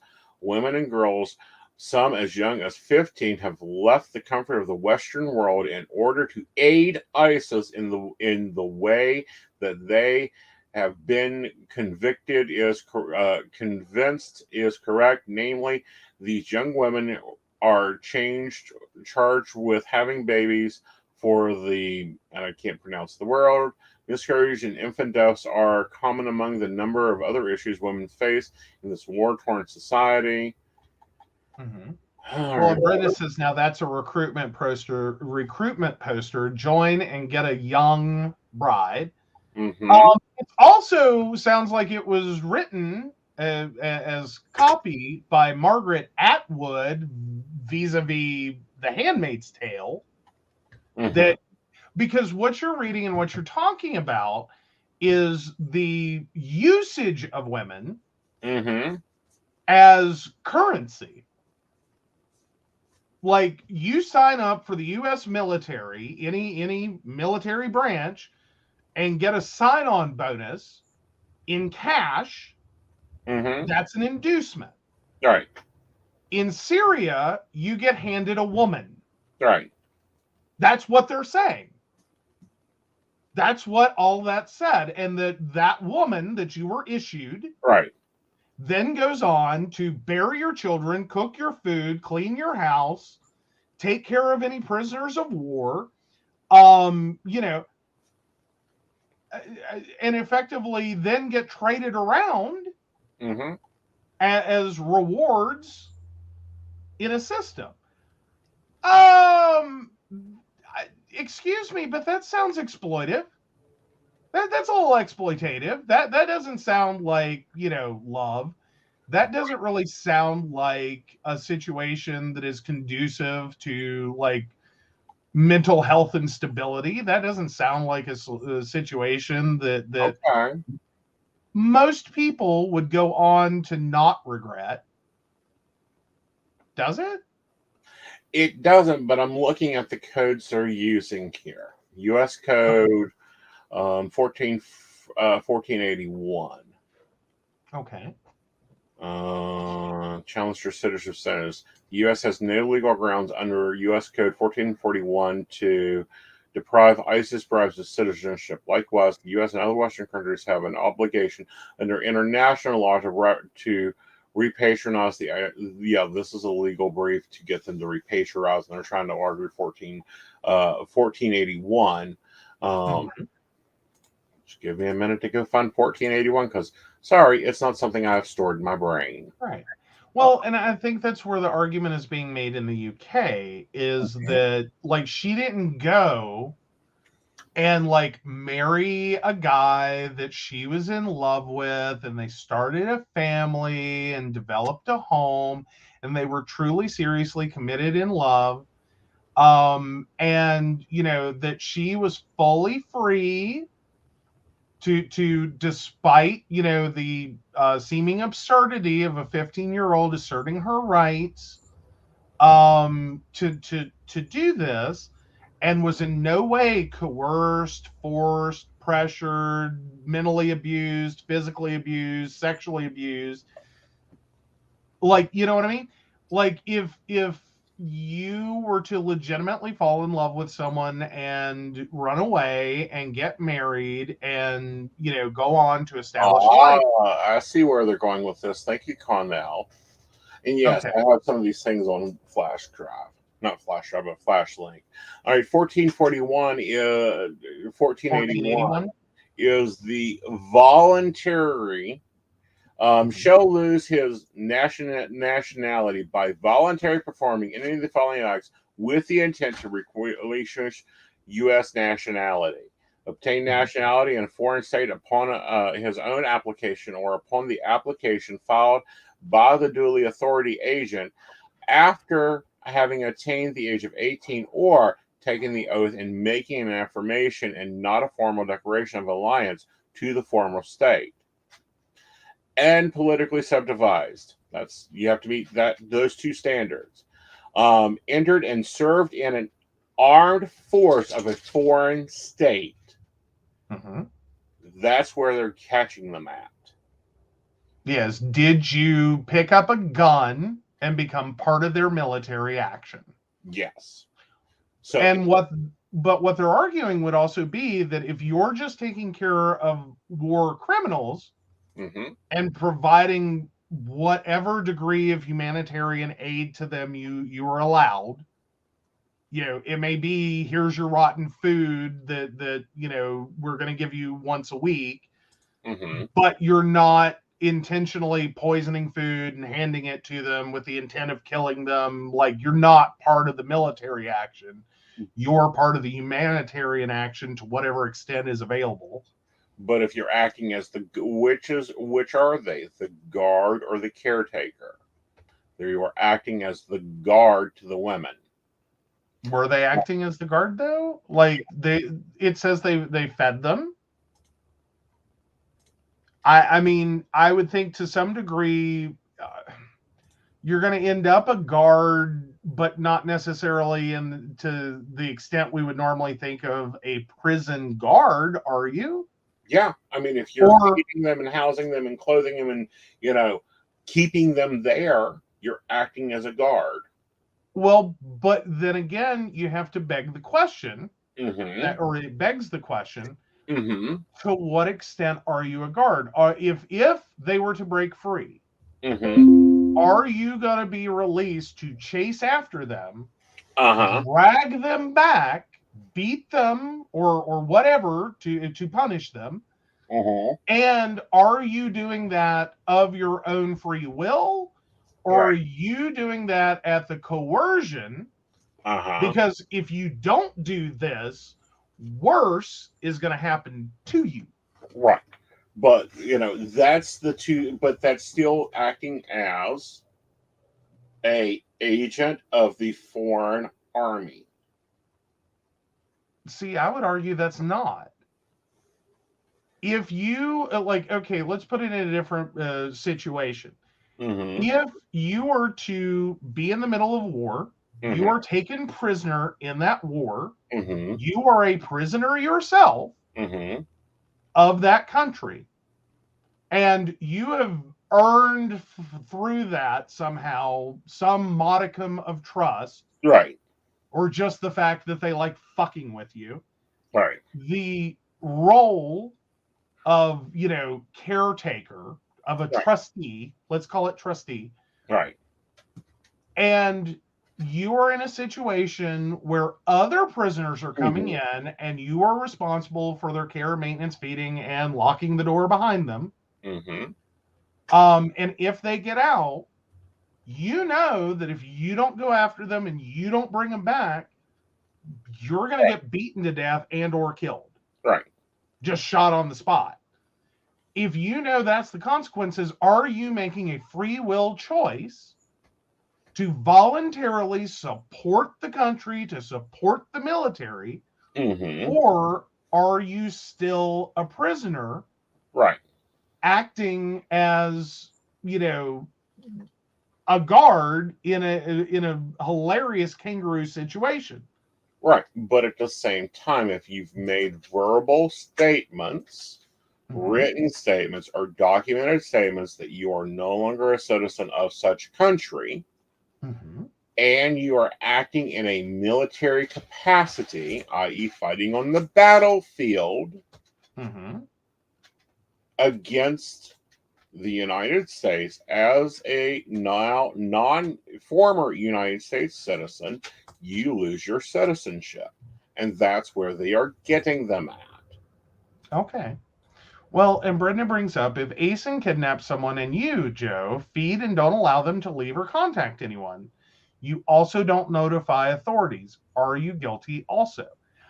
And that's where I argue, because we've seen this in child abduction cases, mm-hmm. in which that child abductor, spends time with the first victim and then brings in a second victim that the first victim then goes on to, mm-hmm. not because this is what they're into, but because of the child abductor, mm-hmm. goes on to effectively, on their orders, victimize the second victim. Right. To beat them, abuse them, whatever, because they're under their own threat. Generally, in those cases, we don't side with the idea that that first victim was inherently acting under free will. They were a prisoner and a victim too. All the things they were effectively forced Right. to do to the second victim all goes back on the abductor, not victim one. Right, but if victim one is given the police walk into the abductor's home, okay, and says, "We've got you, and we can take you too," and victim one says, "No, I'm here by my own volition. I choose to be here. I am not a victim in this." And then while they've got the kidnapper, or in this situation, me in jail, you go and attack victim 3. Who's guilty? Again, I think we could argue this one all night. And there's no easy answers. And I think it is very much, Brenda says, okay, that backfired on me. No. Sorry. No, Brenda, I agree with you. Yeah. Okay. I agree with this specific case that the British Homeland Security made the right choice. Okay. Among horrible choices to choose from. Under the choices she left for them to do. They could not kidnap her at 15 to bring her back and force her to live at her parents' home or in whatever sanctuary. And moreover, without starting an international incident with Syria and just an international incident in and of itself, and a propaganda PR nightmare, you abducted a Syrian woman, because that's what the headline would be. UK government abducts Syrian citizen. Right. PR, international relations nightmare. Exactly. Okay. They left. He was left with. They were made to leave it with where it was at. Unfortunately, at that time. Now, the only choice is to to not give her citizenship back, because that citizenship that she reneged and denounced, she now wants back. You can't get back with an ex after a divorce and a domestic abuse has occurred. Well, you can. It's not recommended. Not it's a bad idea. Abuser. Do what now? Not when you're the abuser. Well, I mean, some people go back. Yeah. But I get your point. It's like, if that's the only choice you've got, one need recognize you have horrible choices to make. And there's got to be something better. Right. Yeah. No, I get you. I was just saying, no, there are people who inexplicably go back to abusive exes. Yeah, but this is actually 1481 is very interesting in how it's enacted, and it wasn't enacted till 1961. And I'm trying to think of what was going on for them to enact this. That sounds like Vietnam. I expect it to be in 46 or 40. Yeah, no, that sounds like Vietnam era. Yeah. Wouldn't it? It would have had to have been Vietnam. Yeah. They do back then. They call Aeson for a reading. Thank you for the plug, Brenda. We love it.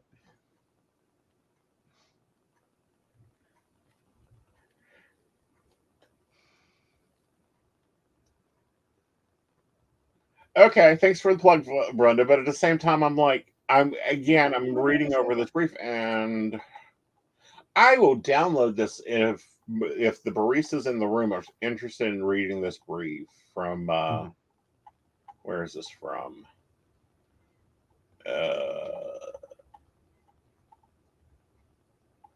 It's citing a lot of different pieces, but no, apparently there are 550 of these women that are trying to re-enter.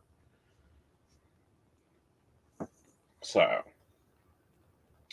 But if baristas are interested in reading legal briefs, yeah, I find it interesting to do. But if you are, let me know, and I will upload it to the barista members area.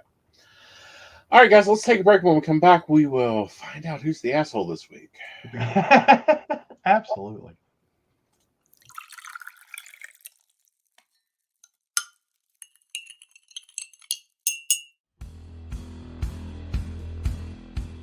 Welcome back, Goblins! My name is Jason, and I am the host of the Esoteric Book Club, a podcast that examines titles on the magical, paranormal, the mysterious, and the strange. I release 2 episodes a month in which I review books on esoteric topics, recap news of the weird, and conduct interviews with authors, practitioners, and experiencers.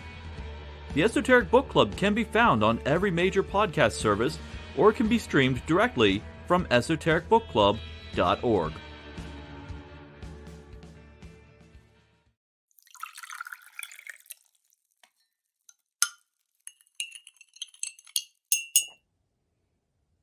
Hi, I'm Tracy Van. I provide a blended reading consisting of mediumship, psychic, and tarot cards. A reading from me can cover any guidance you need from relationships with your partner or your family, spiritual, financial, any questions you may need clarity on. If you would like to book an appointment with me, check out my website, tracyvann.com. That's TracyVann.com. I have bookings from 15 to 60 minutes you may choose from. That helps if you just have a quick question, need an answer, or if you're looking for a reading in more depth, I'm here to provide the guidance and clarity for you. Let's just figure it out. Bye.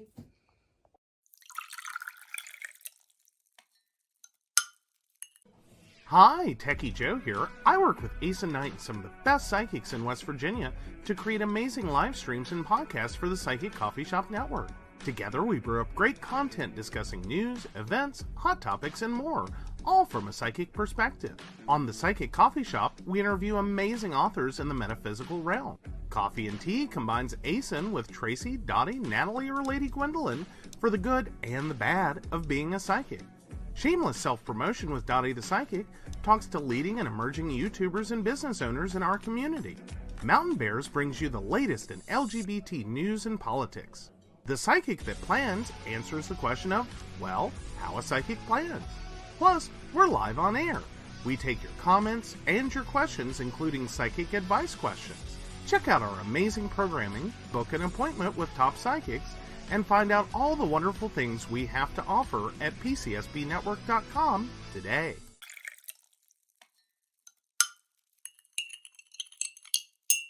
Hi, I'm Aeson Knight. I provide tarot readings covering everything from love and relationships to your life questions and your most spiritual answers.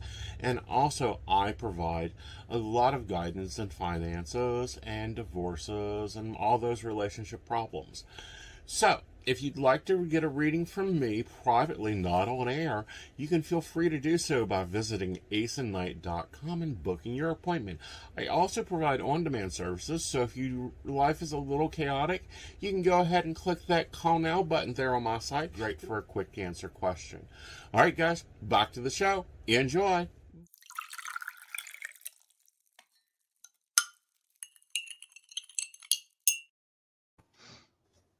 All right, welcome back.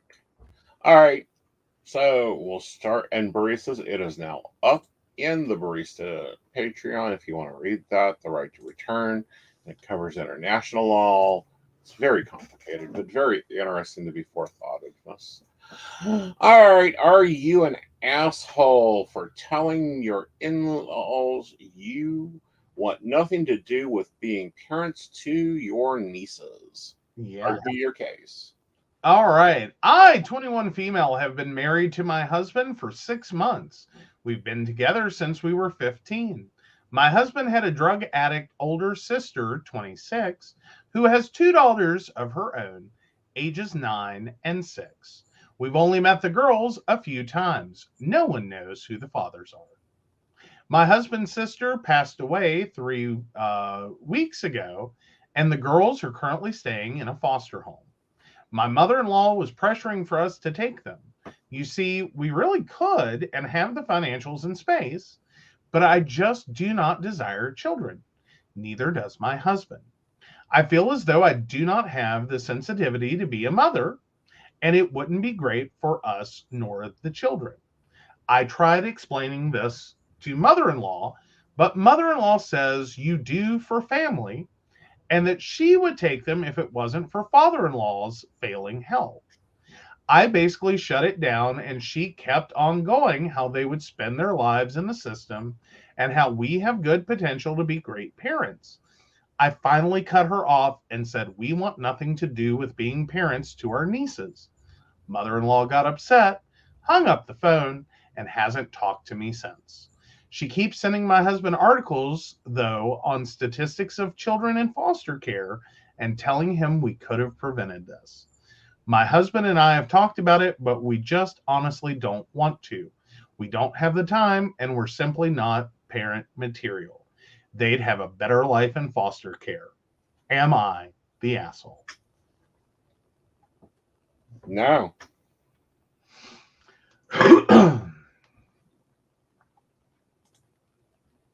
Sorry, in my opinion, no. You're not the asshole. You didn't have the children. And I am normally one that's like, take them in, raise them. You gotta understand, I got a Papa Bill mentality. Up until recently, we have decided no. But no, I don't think. For a while there, he ran Aeson's Home for Wayward Souls. Mm-hmm. That is now closed. It has no vacancies. We are also seeking exorcisms, but that's a different thing. We have a crappy couch. You can crash on it for 2 nights, and then your butt's out of here. That's where we're at. But anyway, continue. But anyway, you lead with this one because you actually commented on this one. Do I know? Didn't you comment on this one? Yeah, I commented on this one. Okay. So what I had to say was, not the asshole. You have every right to not have parenthood forced on you. I think your outburst about the system has everything to do with mother-in-law's relentless badgering and attempting to force you to take on nieces, on your nieces.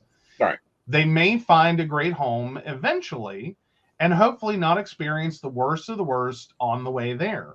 But you knew that before you said it, I'd guess. And frankly, you're arguing with a terrorist who isn't giving you any way to respectfully retreat from meeting their demands. Right. I'd personally be glad that she isn't talking to you at the moment, as I'm sure you'd be inundated with her pleas to take the kids. Right. The sad reality is, it's a bad situation to which there are not a lot of amazing fairy tale endings. And none of that makes it your fault or your responsibility. Right. Mother-in-law can't deal with it right now, but her child chose drugs, chose actions that led to pregnancy, presumably not using birth control, and has had kids at a point in her life that is impossible for her to raise, and the system is the only place for them to go without willing family to take them. Right. In short, it's her daughter's fault. Right. Plain and simple. But your mother-in-law really can't accept that she raised someone who would do this in either child. Right. One who had them and shouldn't have, and one child that could take them but doesn't want to and shouldn't have to. I feel for all of you, it's a terrible spot for every single one of you to be in. Right.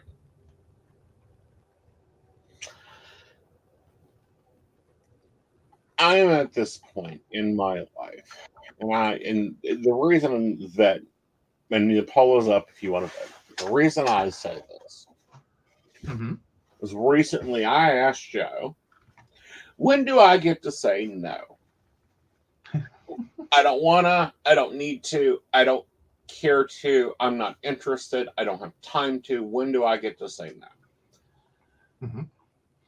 They have decided not to have children, which is well within their rights. They have decided that they have the room, but they really don't have the room. So I'm sure, it's like us. Yes, we can combine offices. Joe could become very uncomfortable. I would be up, we'd have to, we could, have fit 1 to 2 other people into this house for a period of time. Yeah. But it's not our choice.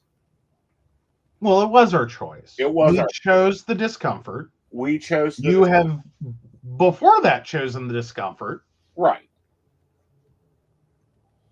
They've chosen not to do this. Mm-hmm. The more important and bigger problem I have here is the mother-in-law's point of view of their family. You do whatever for family. No, you don't.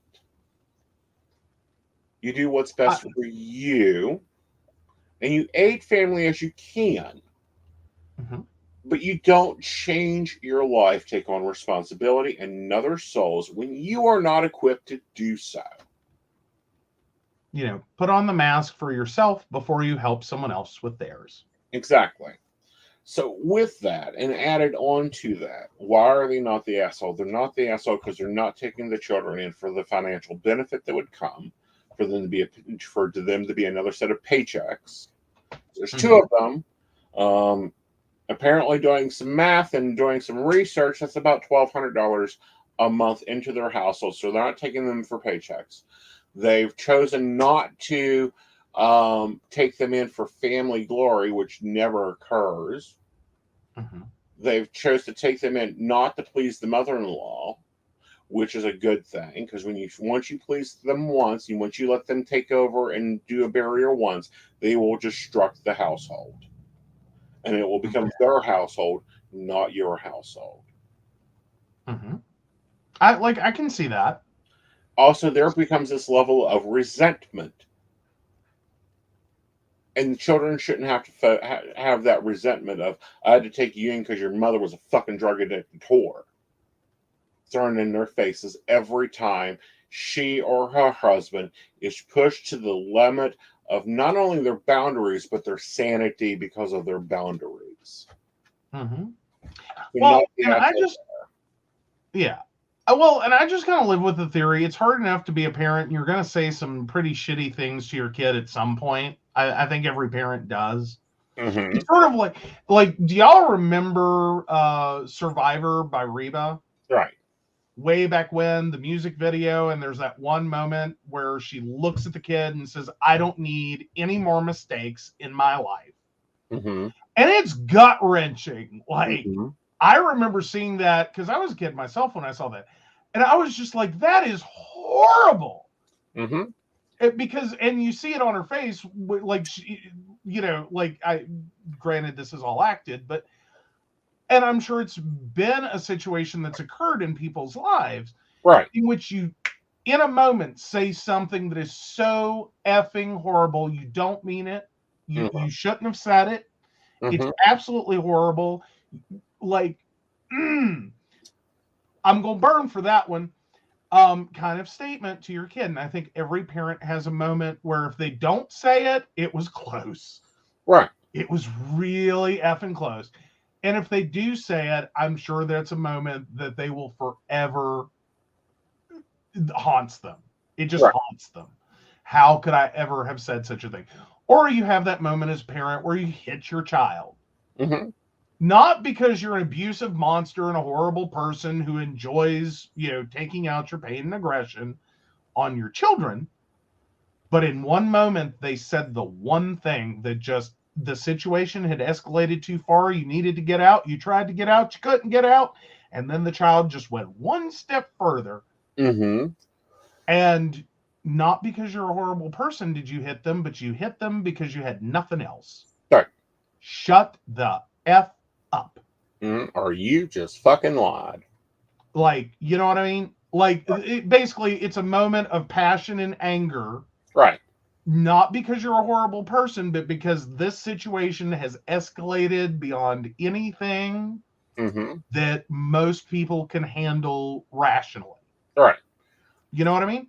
And it's not part of who you are. It's a part of something you did that you should not have done, and you understand it instantly. Right. I effed up. I shouldn't have done that. I really shouldn't have done that. Right. Not as a continual event. Like if you do it more than once, you are a monster, no matter what you think. You do it one time, you fucked up. You really fucked up, and you should Right. have done that. Learn and grow. Yeah, so Brenda says, I have friends who grew up with horrible statements. No child needs those invisible wounds and scars. No, they don't. But I think we all get them to, like, I don't think you can survive your teenage years. Right. I don't care who you are, how good you are. You cannot survive your teenage years without pushing your parents to at least one time say something that in a moment they instantly regretted and went, oh God, why did I open my mouth and say that? Why did I say that? And it'll haunt them for the rest of their lives. And I think that's every generation, every parent, every child goes through at least one of those statements. Now, but horrible the other thing here is, the other thing that's very well put and very well laid out is the mother-in-law is stepping and trying to push everything on and is in a caregiver situation, just trying to push them into being in the same situation. And I think being a caregiver may also be, and this could be generational as well. There's this odd dynamic that existed and has existed for many years, and it's part of the ugly side of caregiving, in which you're the de facto caregiver, and it's usually women. It's almost always women, or gay men, always, or gay men, or in the occasional weird situation, it's a husband. You're the de facto caregiver. You're fucking married to him. You're fucking there. You're fucking married to him. You're fucking there. And so, and it's not just spouses. It's also, women who have children that are unfortunately in a health condition that they will never be independent. Or they have been injured and become totally dependent. Or have conditions that effectively make them totally dependent upon someone else for their care. And no one ever says at any point, do you want to do this? Are you capable of doing this? What can we do to help you do this? Do you want no part of this? Nameless, blameless, and shameless. Honest to God, do you want any part of this? Instead, they are culturally, they are familially into it. Like they bear this guilt and shame that if they reject their husband, if they reject their child, if they reject their parent, they are horrible, monstrous people who do not love their family members. No, I'm sorry. You can love someone and put them in a nursing home. Those aren't mutually exclusive. Those are not mutually exclusive. You can recognize, I do not have the resources. I do not have the physical ability, strength, and stamina. I do not have what it takes to be someone else's caregiver. I don't want to do it. Well, and you missed one there. I do not have the mental fortitude to do it. Or you just, that's not who you are as a human being. I will say, as a caregiver, and we've talked about this before, and I've shared this with at least one of my siblings. I, in the process of caring for my grandmother, went through this weird period where I had a lot of rage. And it kind of started in this place of, well, why can't, this person in my family just do this? Why can't, why is it, and really the wellspring was, why is it me? And it took me a long time of sitting with that rage and that anger to finally have the realization that as much as I keep telling myself I didn't have a choice, I very much had one.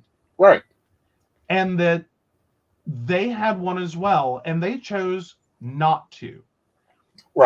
And for whatever reason, they didn't want that in their life. Mm-hmm. They didn't want to be part of this situation. They could not relocate their life to do this. They whatever. Mm-hmm. Their health was failing, name it. Right. To different people that could all apply. Mm-hmm. Like they were at a point in their career that they can't take this on right now. It would destroy them. Right. Like career-wise. All of that could apply. Mm-hmm. And I had to process through. I had a choice. It was at the end of a telephone. Mm-hmm. Because legally, all I had to do Mm-hmm.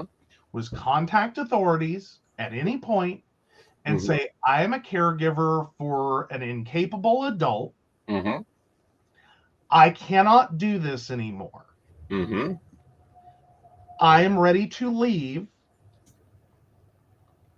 Please send help and assistance for this incapable adult because I can't do it Right. anymore. I'm done. I'm out. I'm gone. Right.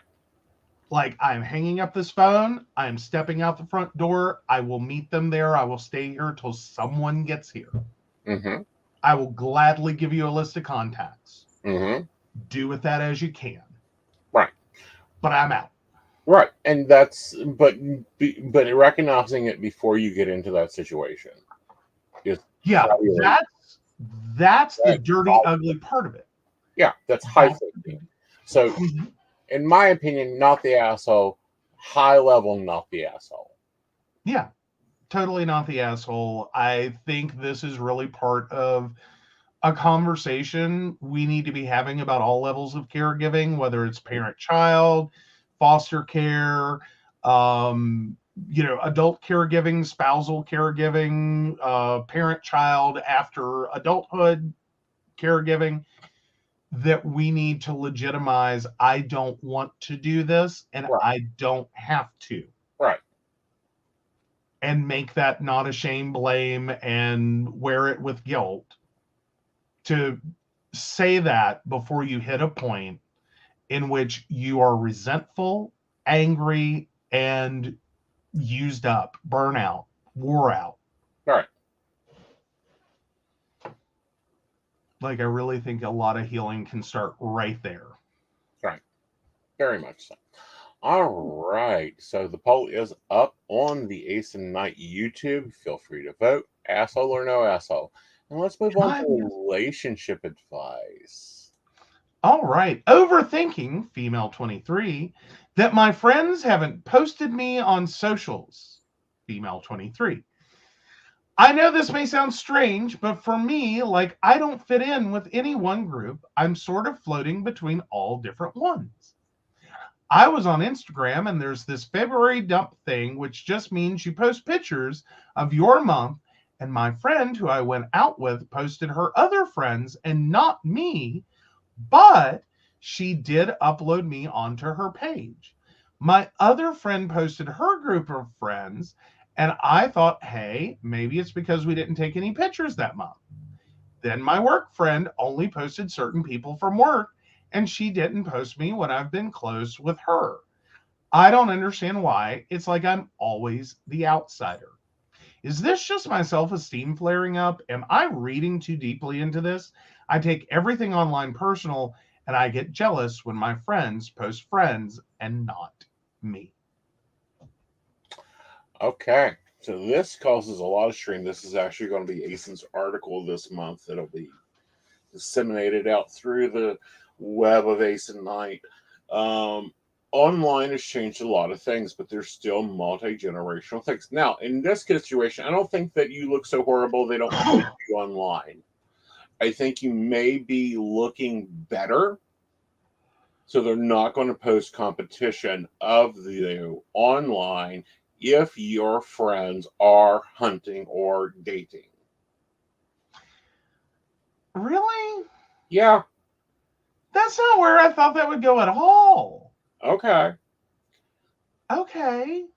Interesting. Okay. Dating profile. Yeah. Which is what Instagram is being used for a lot here lately, is a dating resume. Mm-hmm. Do you want the better looking friend? setting on your profile. I can understand that is sometimes, well, but sometimes you have the really hot friend as bait. Mm-hmm. And then, like, you're a wingman and you just go home with whomever doesn't survive the first round pick of the hot friend. Right. I think that's a thing.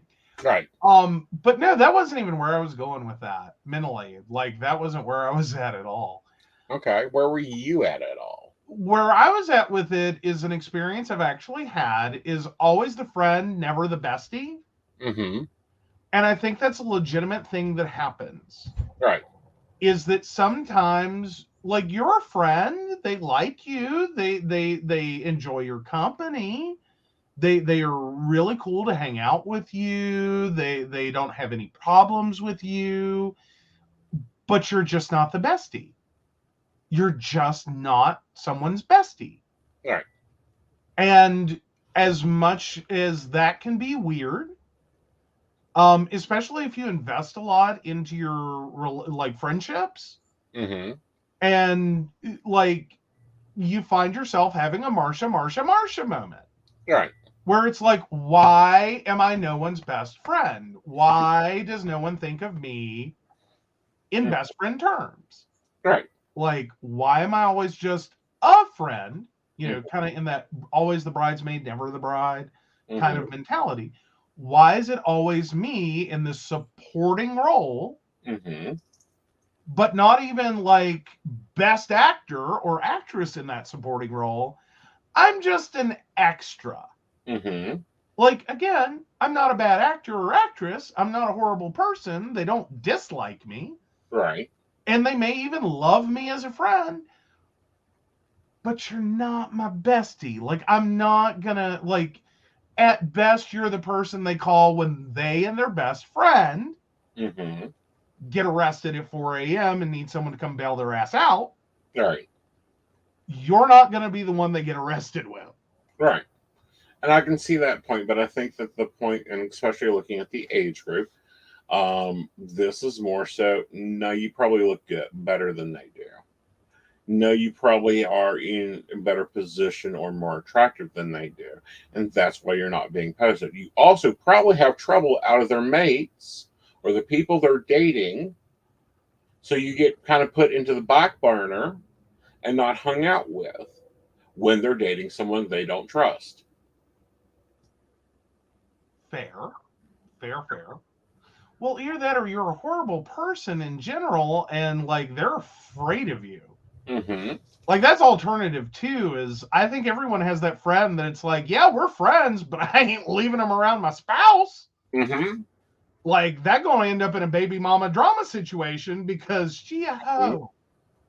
A hoe. You know, I've known people like that. Right. I've had friends like that it's like, yeah, I think the world of them, but I ain't leaving them alone with whoever I'm dating. Like, I know how that's gonna end. Right. You know, like, there's zero chance that they're not gonna hook up or try. And usually it's for respect of who I'm dating, not necessarily because I care if they hook up. But if I'm, like, I've been with someone that, like, like, that's going to be a really awkward situation. They're not going to appreciate that. Like, you can't hang out with this one friend alone. That's, right. I can tell you how that's going to end. Like, it's going to end with some inappropriate touching that you're going to freak out about. Right. Like, no. Yeah, she's the great mingler. Right. Brenda says, plus she says she's not part of any one group. She's just the socialite. Right. She floats among everyone. Right. And again, part of that is you have a quality skill there. You know, you're not stuck in a clique. You're not stuck in a group. You're not a sheeple. You know, you're not running with the jocks. You're not running with the band. You're not running with the, you know, cheerleaders. You're not running with the, you know, troublemakers. You're not running with the potheads. Right. You know what I mean? To go back to high school. Right. But you're just kind of there. Right. like you have friends in all the social groups. You're kind of in and out, commingled. Mhm. You're not like locked into this community like emo kids. Right. That's usually really locked in. Like you're either an emo kid or you're just like, yeah, we know you and thanks for not like pushing our head in the toilet. Right. You know, like that's what I know generally of emo kids. Like I've been in that position where it's like, yeah, I have friends all over the place. Right. I don't have a problem with any of them. Right. And see, I'm the reverse of this. You were a total band geek, weren't you? No, I was trying to little dance and drama geek. Okay, fair enough. But at the other side of that, I'm very selective on who qualifies as friends. Mm-hmm. Very selective in my group. I have associates and I have friends. Associates are like nice and friendly, but they're not friends. They're not getting a call at 2 o'clock in the morning because I'm bored. Right. And that is different than this age where we look at social media and you have 387 friends. Well, because that's the terminology that Facebook uses. But we've got that concept that has changed the way we think of friends. Mm-hmm. And it has severely changed that idea. Right. Like I had a boss that got mad because I didn't add him at one point as a friend on Facebook. Right. And I flat said, I'm sorry, you're not my friend. Mm-hmm. You're my boss. Right. Like I don't know how to put that doesn't sound offensive to you. Mm-hmm. But I'm not hanging out with you 8 hours a day because we're besties. Exactly. We spend 8 hours a day together because you fundamentally perform the actions that cause me to get a paycheck. Granted, that was just signing his name, not like he done the work. But anyhow, my point being is, I don't think this generation of 17 to, I don't know, Facebook is what, 2005? Yeah. So 17 to 23, 17 to 48, 35, because they start getting a little twitchy at 35, understands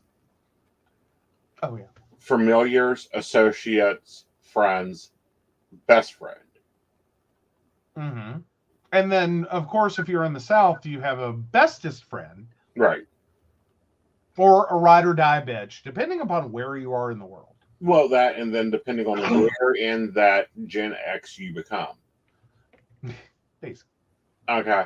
So when you have all of that, this generation's relationship ideas and classifications become very different.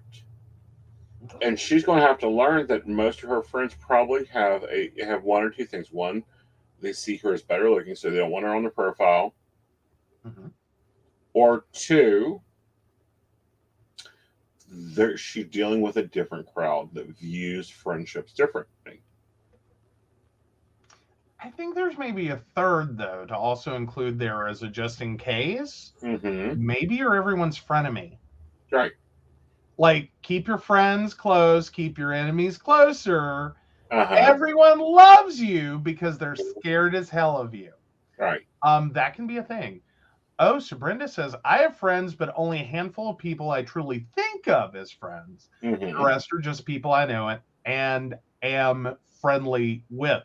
I'll also say that the 21st century process of being a business, Mm-hmm. of being a brand, Mm-hmm. because we've all had to kind of move forward with this idea that we have an identity Mm-hmm. and we have a personal brand, right, has caused us to also blur the line, mm-hmm. both in how we interact with people and how we present ourselves to them, right, in addition to how we perceive the people that we interact with like especially in professional capacities, Right. in which it really does start to become, like I could totally see your clients, and there's nothing wrong with being your client. Right. Also being like, oh, this is my friend Aeson, and he does psychic readings, and I've been seeing him for years. And I'm sure you've had at least one client, if not tons, say that sentence. Right, and they do, and that's perfectly fine. But I'm not calling my clients at 2:00 in the morning unless you booked an appointment. And yes, you can do that when I'm on Vampirial scheduling. Yes. So again, and that's why I really think Facebook, and even before then MySpace, really fucked up the term friends. Yeah. And they continue to fuck up relationships, because here's what I see happen often, and I do it myself. I'm flipping through Facebook, and my baristas know this. I'll flip through Facebook and I'll see something funny, and I'll take and share it in the barista group, because if you're a barista, you get access to shit that makes Aeson laugh. The other side of that is I will go through on Instagram and I'll be liking stuff and not even know I'm liking it. Why? Because of where I rub on the screen, it likes it. Oh my God. Don't tell people you're just arbitrarily liking stuff because you just can't choose TikTok's the worst of it. They like TikTok. I'm running through there, and it's not a like choice. I hold my phone. Where's my phone? Well, I'll use the bigger device. I'll hold my tablet like this, and I'm scrolling with my thumb. Guess what's right here? The like button, the love button, the whatever button. Whatever button. Social media companies know this. True. But yeah, Shannon says, we also put things up that make him laugh. LOL. Yes. True. There's things that y'all put up, and I need this on a shirt. Speaking of which, let's wrap this up. I will go get the poll results and a link for you. You have an announcement to make. Oh, I have an announcement? Yes. Ooh. I get an announcement? Yes, you do it. You have an announcement to make. It's not linked to the website yet. Ooh, yeah, that announcement. Yeah. Brenda says, that stupid thumb on Messenger. And I've changed it in a lot of my personal messages. I'm going to start changing it in people I talk to often to something other than a damn thumb. Meanwhile, can I just say, has anyone else had am I alone? Have you ever been trying to scroll and had the pop-up come up to react to a comment and inadvertently laughed, hearted, inappropriate reaction to the message, and then had to apologize profusely and went, oh my God, I fat fingered. No, I learned how to remove it. Well, yeah, I quickly remove it, but there was a point in which that wasn't clearly apparent when they first started doing this. And I think the first time I did it is I laughed at something in which that was a totally inappropriate reaction to the statement that was made. It was like, yeah. No! Yeah, which my favorite emoji is the fire one right now. Oh, yeah, that's a good one. Yeah, I have it set to, if you get fire from me, it's because I think I like it. But anyhow. You made an actual effort to choose a different emoji than the basic defaults. And choose something. Yeah. But no, I've done that. I've done it multiple times and just apologize profusely to people because that is not an intentional reaction to what they said. I didn't just suddenly have someone might think I'm a really callous, horrible human being for that. Maybe I should remove that. No, I'm legitimately that reputation. Because hell, you got to put up with this bitch. What? I said you got to put up with this bitch. You should already have that reputation by now. God. Yeah, oh, Shannon's doing a lovely example. Yes, this is like the kind of thing that happens to me. Is someone would message me something really serious and sad. Mm-hmm. My dad died. Mm-hmm. Also me. Ha ha. No. Why, universe? Why, Facebook? Why? Why did you make that possible? Because my thumb hits right there on the laughy one. Mm-hmm. Every time. If my finger bounces, I'm Mm-hmm. gonna hit the laugh. Or I love something inappropriately. Right. Right. But yes. Hi. All right. Here we go. So I got a link coming my way. The link is already ready to be shot. Awesome. Guys, are you excited? You should be excited. Our first merch is about to drop right now. There you guys go. Oh, Brenda said no. Joe is the sweet, cuddly teddy bear that apparently has a twitch that will inadvertently make me sound like the most horrible human being on the planet. That's just because you're married to me. But anyhow. You're the one that caused the twitch. Yes. No, that started way before him, like, because Facebook added that shit, like, I don't know, 3-4 years before we even met each other. Uh-huh. Like, I did. And I think if I remember correctly, the first time I did it to my sister. Mm-hmm. And it was really inappropriate. Right. So, yes, there's our first thing in merch. It is past, present, future stressed. This is actually born of a conversation with Dottie. Mm-hmm. And it's, I don't know, like, inception point of past, present, future, live, stressed, but it's fine. Yeah. And that was like, Dottie literally messaged me and was like, how are you? And that was my response. And she said, if we did that as merch, we'd never have to work again. Yep. Devin? Discount. I believe you will be getting a discount. We've got to get in there and do that. But yes, Devin, we're on top of it. We can discount you guys. Yes. We just wanted to get everything up so you guys could see it and hopefully have interest in it. Because that's what we're starting with. The mug. Yep. Actually, everything has the logo. The sticker has the logo. The mug has the logo in big on the back of the mug. And then it is smaller on the hoodie and the t-shirt. It's not a humongous logo. Right. So yeah. Yeah. Oh, Brenda was already like, I wondered where that came from. It's like, honey, I was having a day. I was having just and more merch will be coming. This is just the first one out the bat. We also have do I need to get the Truth 2x4? Oh, thank you, Devin. Devin is proud of us, guys. Yeah. And this is awesome. Absolutely. Oh, Shannon's already looking for yours. Your quintessential, your mwah.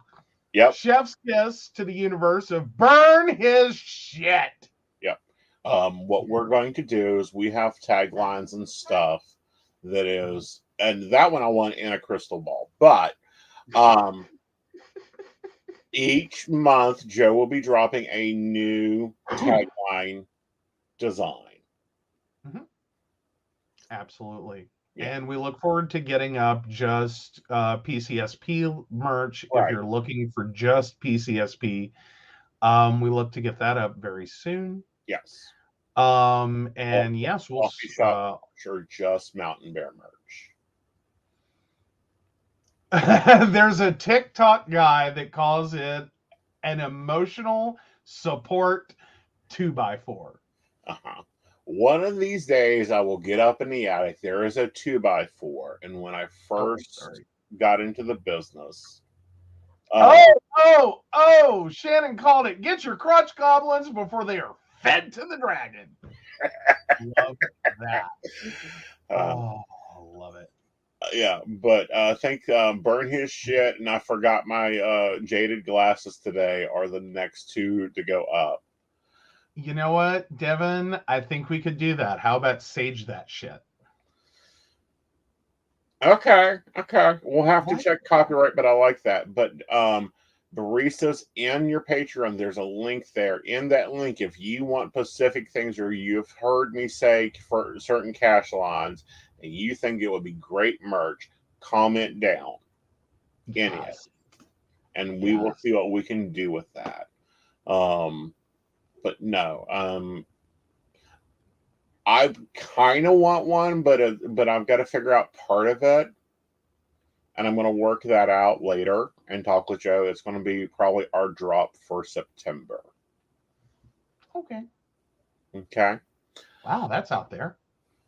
Well, it's a complicated concept, so you know. Alrighty. So yes, merch, guys. We'll get you the baristas. We'll get you a discount code here very shortly, and then we look forward to you guys telling us how awesome the merch is in your life. Right. And we will definitely want to see pictures. Mm-hmm. You gotta send us pictures. Like if you get the sticker and you put it on your laptop, I want to see you out and about with the sticker on your laptop. Yes, very much so. We'd love to see where you're at.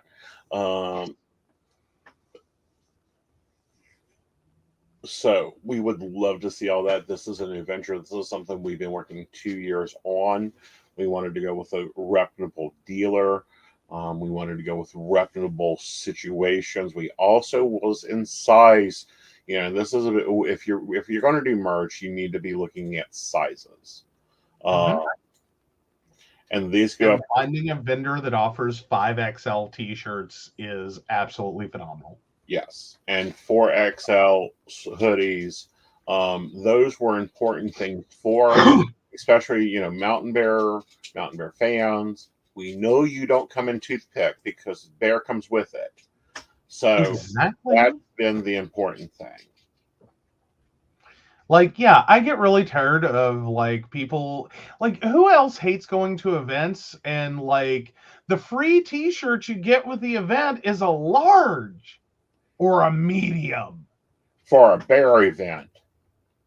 Oh yeah, oh that's even worse. Like I really hate like large events that are like, hi, this is oriented to a larger person crowd. And I don't know who put the dumb twink in charge of it because I'm calling them dumb. Not just because they're a twink, but because apparently they didn't think it through. Right. It's a Bear event.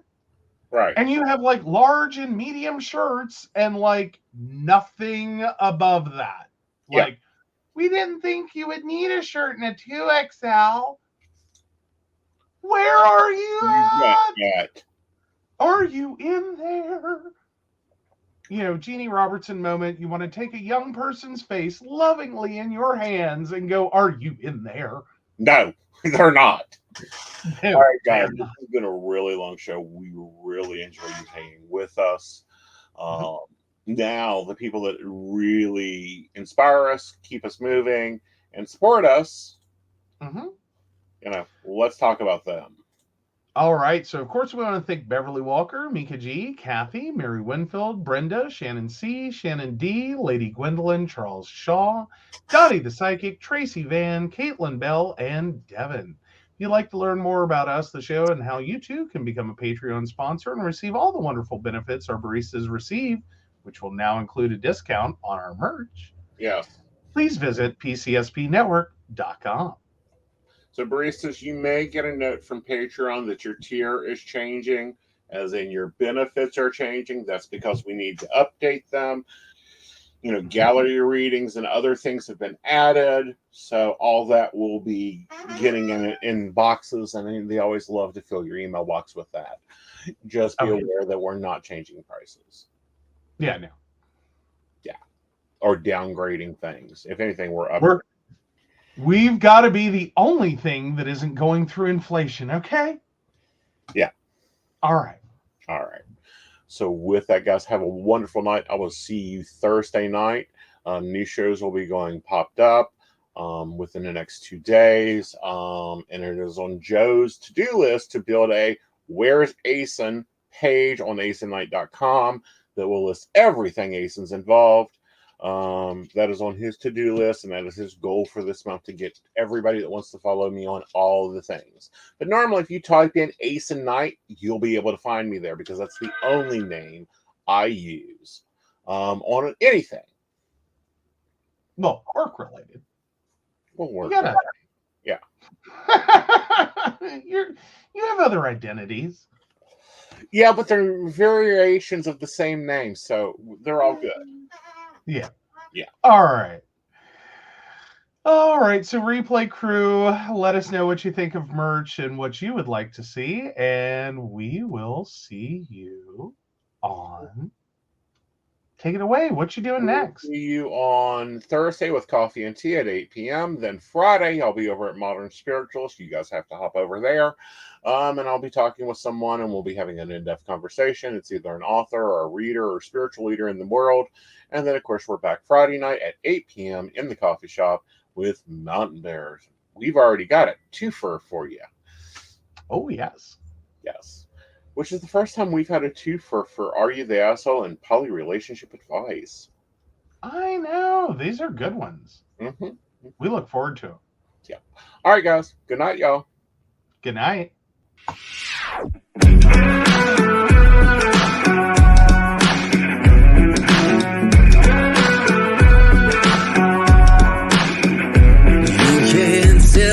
The deck is stacked. You can whisper behind my back. You can show me how the odds are up against me all day long. But I've been through the fire and come out alive, and there's no more fear in my eyes. Oh, now I'm rising, and you can't bring me down. You can't stop me now.